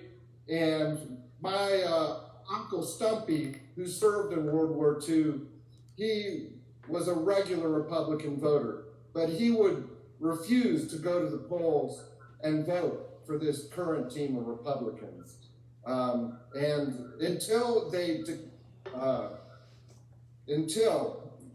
they renounce fascism, renounce all this race baiting, they are the extremists, and they must be checked before they disrupt our elections, as Professor Winfield said previously. Thank you, John. Thank you. Okay, anybody else like to comment?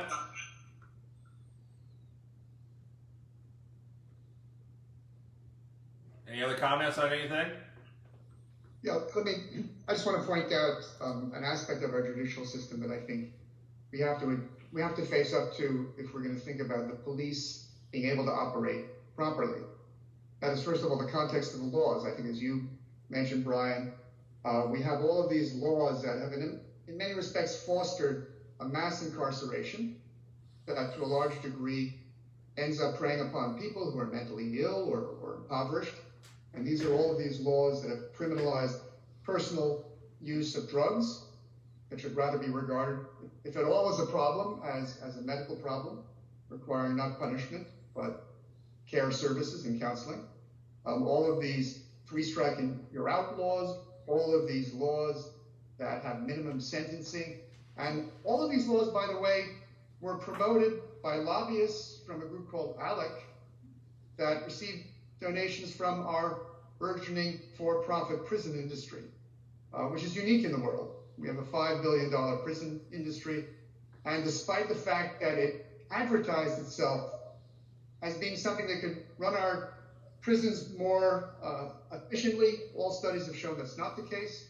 They're more poorly staffed. There's greater violence among prisoners and among staff than in regular public prisoners. They're not accountable. There's no open record law applying to them. And they, of course, together with the war on drugs and the war on crime, have led to the 700% explosion of incarceration, where we incarcerate a quarter of the world's prisoners despite having 20% of the population. And keep in mind that, as we know, there's a disproportionate incarceration of African Americans and people of color. African Americans, who make up 1/8 of the population, making up 1/3 of the prison population.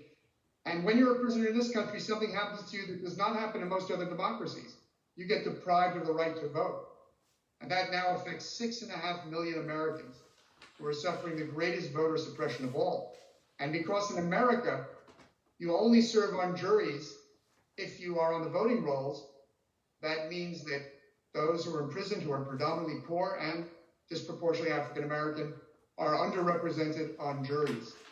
As, of course, was the case under Jim Crow, when 100% of African Americans could not vote. They also faced all-white juries. So we have to think of these kind of injustices that are perpetrating themselves through our whole criminal justice system. And I think a key element will be removing the role of money as a gatekeeper of how you fare. And that also applies to civil and criminal representation. Everyone should have a shot at a lawyer of their choice, and we can fund this fairly through a public legal insurance program, just as we can for healthcare. And then we can all have a dream team and genuinely be equal before the law and fight for our rights. Okay, thank you. Thank you, Richard. Okay, that's going to end our discussion on this for this evening. I'm going to give everybody 2 minutes to basically give a closing statement. Please bear in mind that I will interrupt you if you go 15 seconds over the 2 minutes, okay? I'll try to use cards for those who have video. Those who are on the phone, at 2 minutes, I will say time's up, and then I will definitely interrupt you at 2:15, okay? We need to try to keep it fair for everyone. So we're going to go in reverse order here now. This will be the order. Mr. Buckley will go first, then Mr. Fortune, Mr. Grayson, Ms. Jackson, myself, Mr. Slowinski, Representative Stovall, and Mr. Winfield. Mr. Buckley, you have 2 minutes, sir. Yeah, as Chuck, I actually agree with a lot of what Richard just said. Drug doesn't work. The federal government ought to decide what they want to do, though. They all have to live within their means, unlike the federal government that prints money at will, and they'll all gravitate towards best practices by learning from each other. The war on drugs has been a huge failure, and it has hit blacks in a lot higher degree than it has whites. And but that's a place where we can talk about. If you read what the major government agencies in charge of funding say, and have been saying for many, many years, our system is unsustainable. That's the word they always use. That means that it doesn't work on a long-term basis. Every day it gets worse, and every day we get closer to this financial catastrophe that is inevitable. As long as you keep running huge debts and are printing money, it subsidizes, Jerome Powell with his latest announcement that basically we're not going to worry about it until it gets really bad.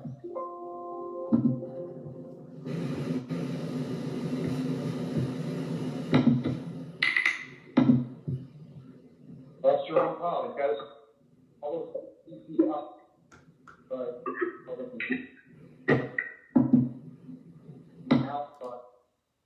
to change our system so that it lasts. potentially indefinitely. On my website, buckleyforsenate.org, I offer solutions for all major problems. They involve reasonable sacrifice. But I have thought through them, and I would appreciate your consideration and your vote. Thank you. Right on time. I'm done. Thank you, Alan. Right at 2 minutes. Good job. Okay, next, Mr. Fortune, you're up, sir. 2 minutes. Hi, my name's John Fortune, and I am the Green Party nominee. The Green Party takes positions that are progressive, and for those of you who've been following the Bernie Sanders campaign, we're more progressive than Sanders. We've also been the group that pioneered the Green New Deal with our current presidential nominee, Howie Hawkins, promoting this idea in 2010. And while we're grateful that Alexandria Ocasio-Cortez has introduced that a bill with that name, it is not as strong nor sufficient to address the severe threat that the climate crisis brings. The Green New Deal is a triple win solution. It will improve our health as it decreases our carbon-based emissions. It will provide a jobs program, which we desperately need at this point. And it will give our children and grandchildren a chance at having a decent life on this earth.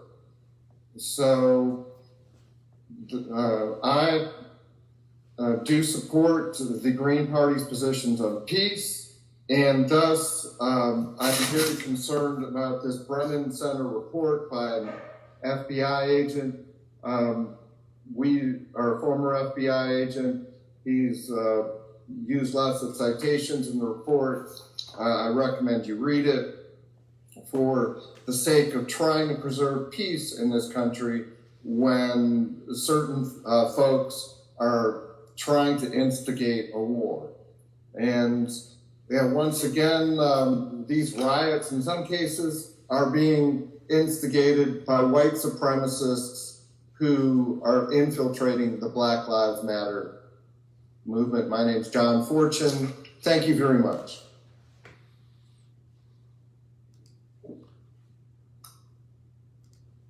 All right, thank you, John. Mr. Grayson, you're up, sir. Yes, my name is Derek Grayson. If you Google my name, my website will pop right up. Otherwise, GraysonForGeorgia.com. My platform is very simple. I am a conservative constitutionalist. If the Constitution is important to you, I am the person that you want to vote for, because I will support 100% of the Constitution, 100% of the time. I believe government's job is not to be babysitter. Government's job is not to be the nanny. Government's job is not to be the father or the mother. Government's job is to ensure equal access and opportunity for everyone, and not for politicians to personally enrich themselves.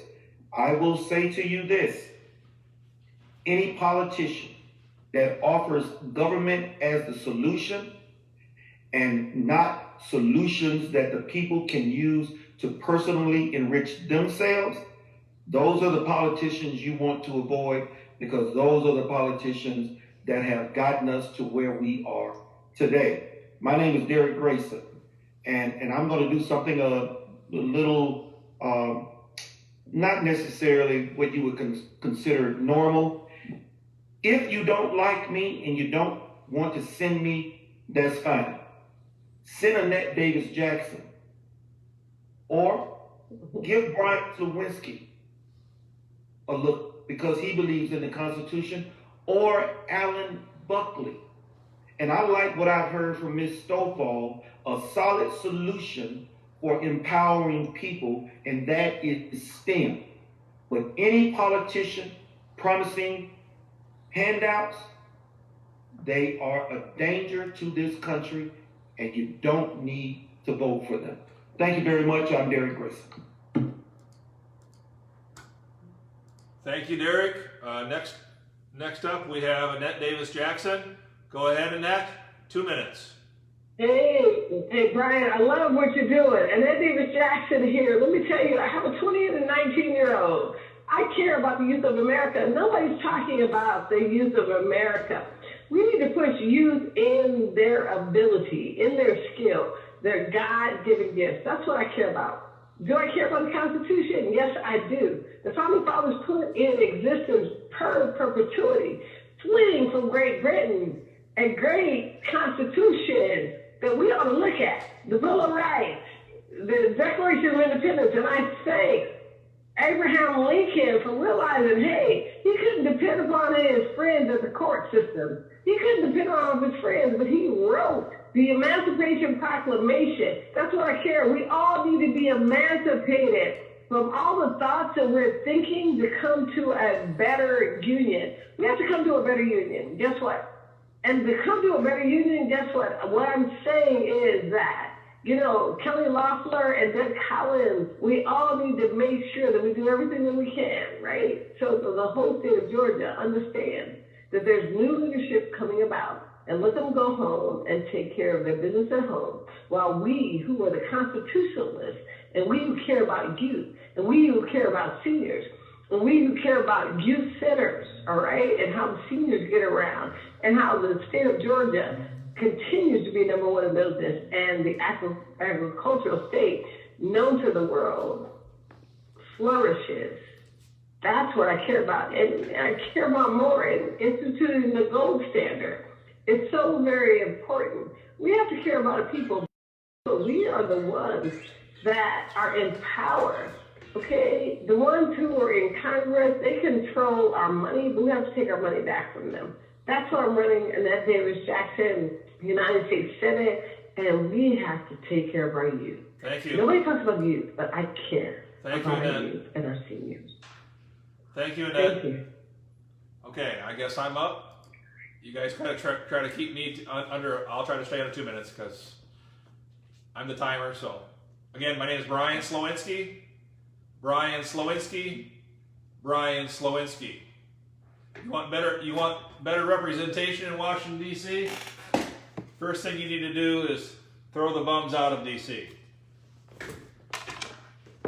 Second thing you need to do is stop falling for this insanity of keep voting for Democrats and Republicans that are the establishment type. You need to vote for good people based on who they are and what they stand for. I like what Mr. Grayson had to say because, you know, he stood up by saying what he had to say about other people. I agree with Mr. Grayson. I think there's a lot of good people on this panel right now, and I would take any of them versus the $1 million candidates. Because first of all, they came here to actually talk about issues. We might disagree on issues. We might disagree on how we get there, but the main thing is we're here to talk about it and try to work on those solutions. I put this together because I believe in that. I believe this provides with the gravitas and the senator that you need to represent you for the next 2 years. Again, my name is Brian Slowinski.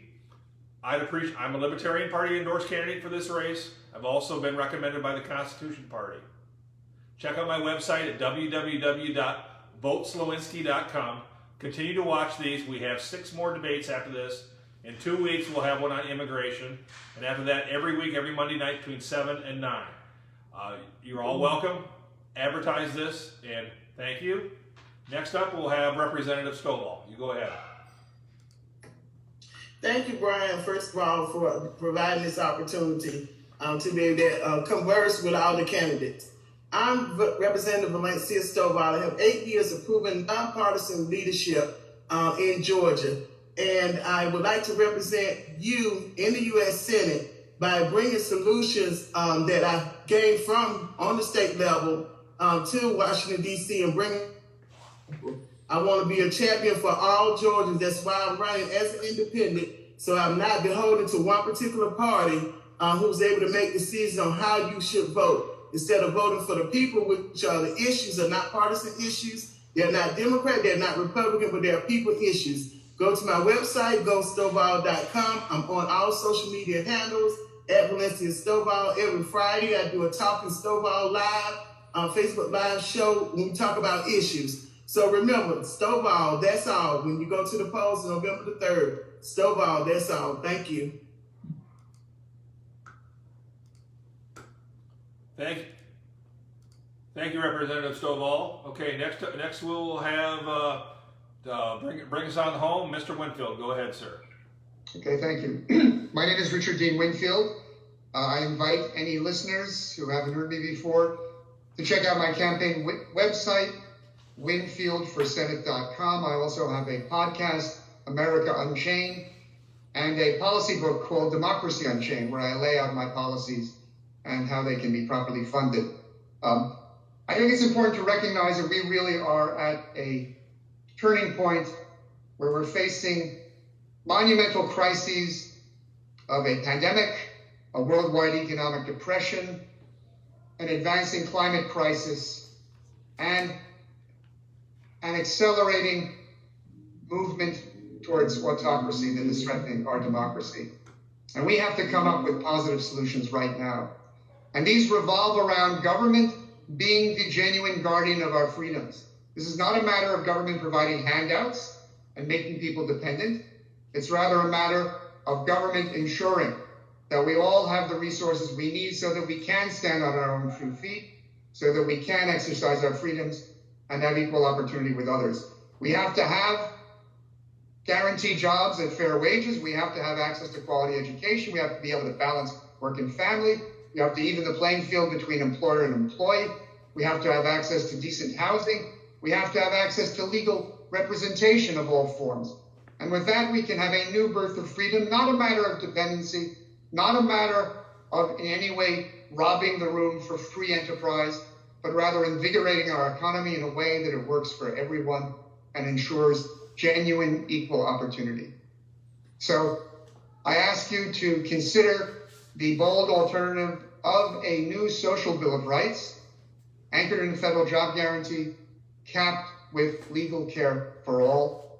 I'm trying to promote those policies in detail and to show how they can be properly funded in a fair way by putting the burden on those who can most easily pay for it without in any way undermining their own opportunities. All right, thank you, Mr. Winfield. I want to thank all the candidates that joined us this evening. Again, we're off next week for Labor Day. We'll be back in 2 weeks discussing immigration. Anybody that has any kind of problems with their computer, Alan, Ms. Stovall, maybe Annette, if you need any problems, or Derek, you have problems, we'll try to figure it out so we can get you on video. Because it's a lot better presentation for our voters to see us in person if we can do that. So again, I want to thank all of you from the bottom of my heart for being involved in this. Share this on your social media. Tell your friends about it. Tell the other candidates about it. Ask them to come here and actually stand up for the issues that they talk about and actually support their arguments. Because I think we're all better candidates if we do that. Again, thank you for participating, and God bless. Goodbye. Thank you. Thank you, Brian. Thank you, Brian. Bye-bye. Thank you. Thank you all. Thank you. Okay. Thank you all.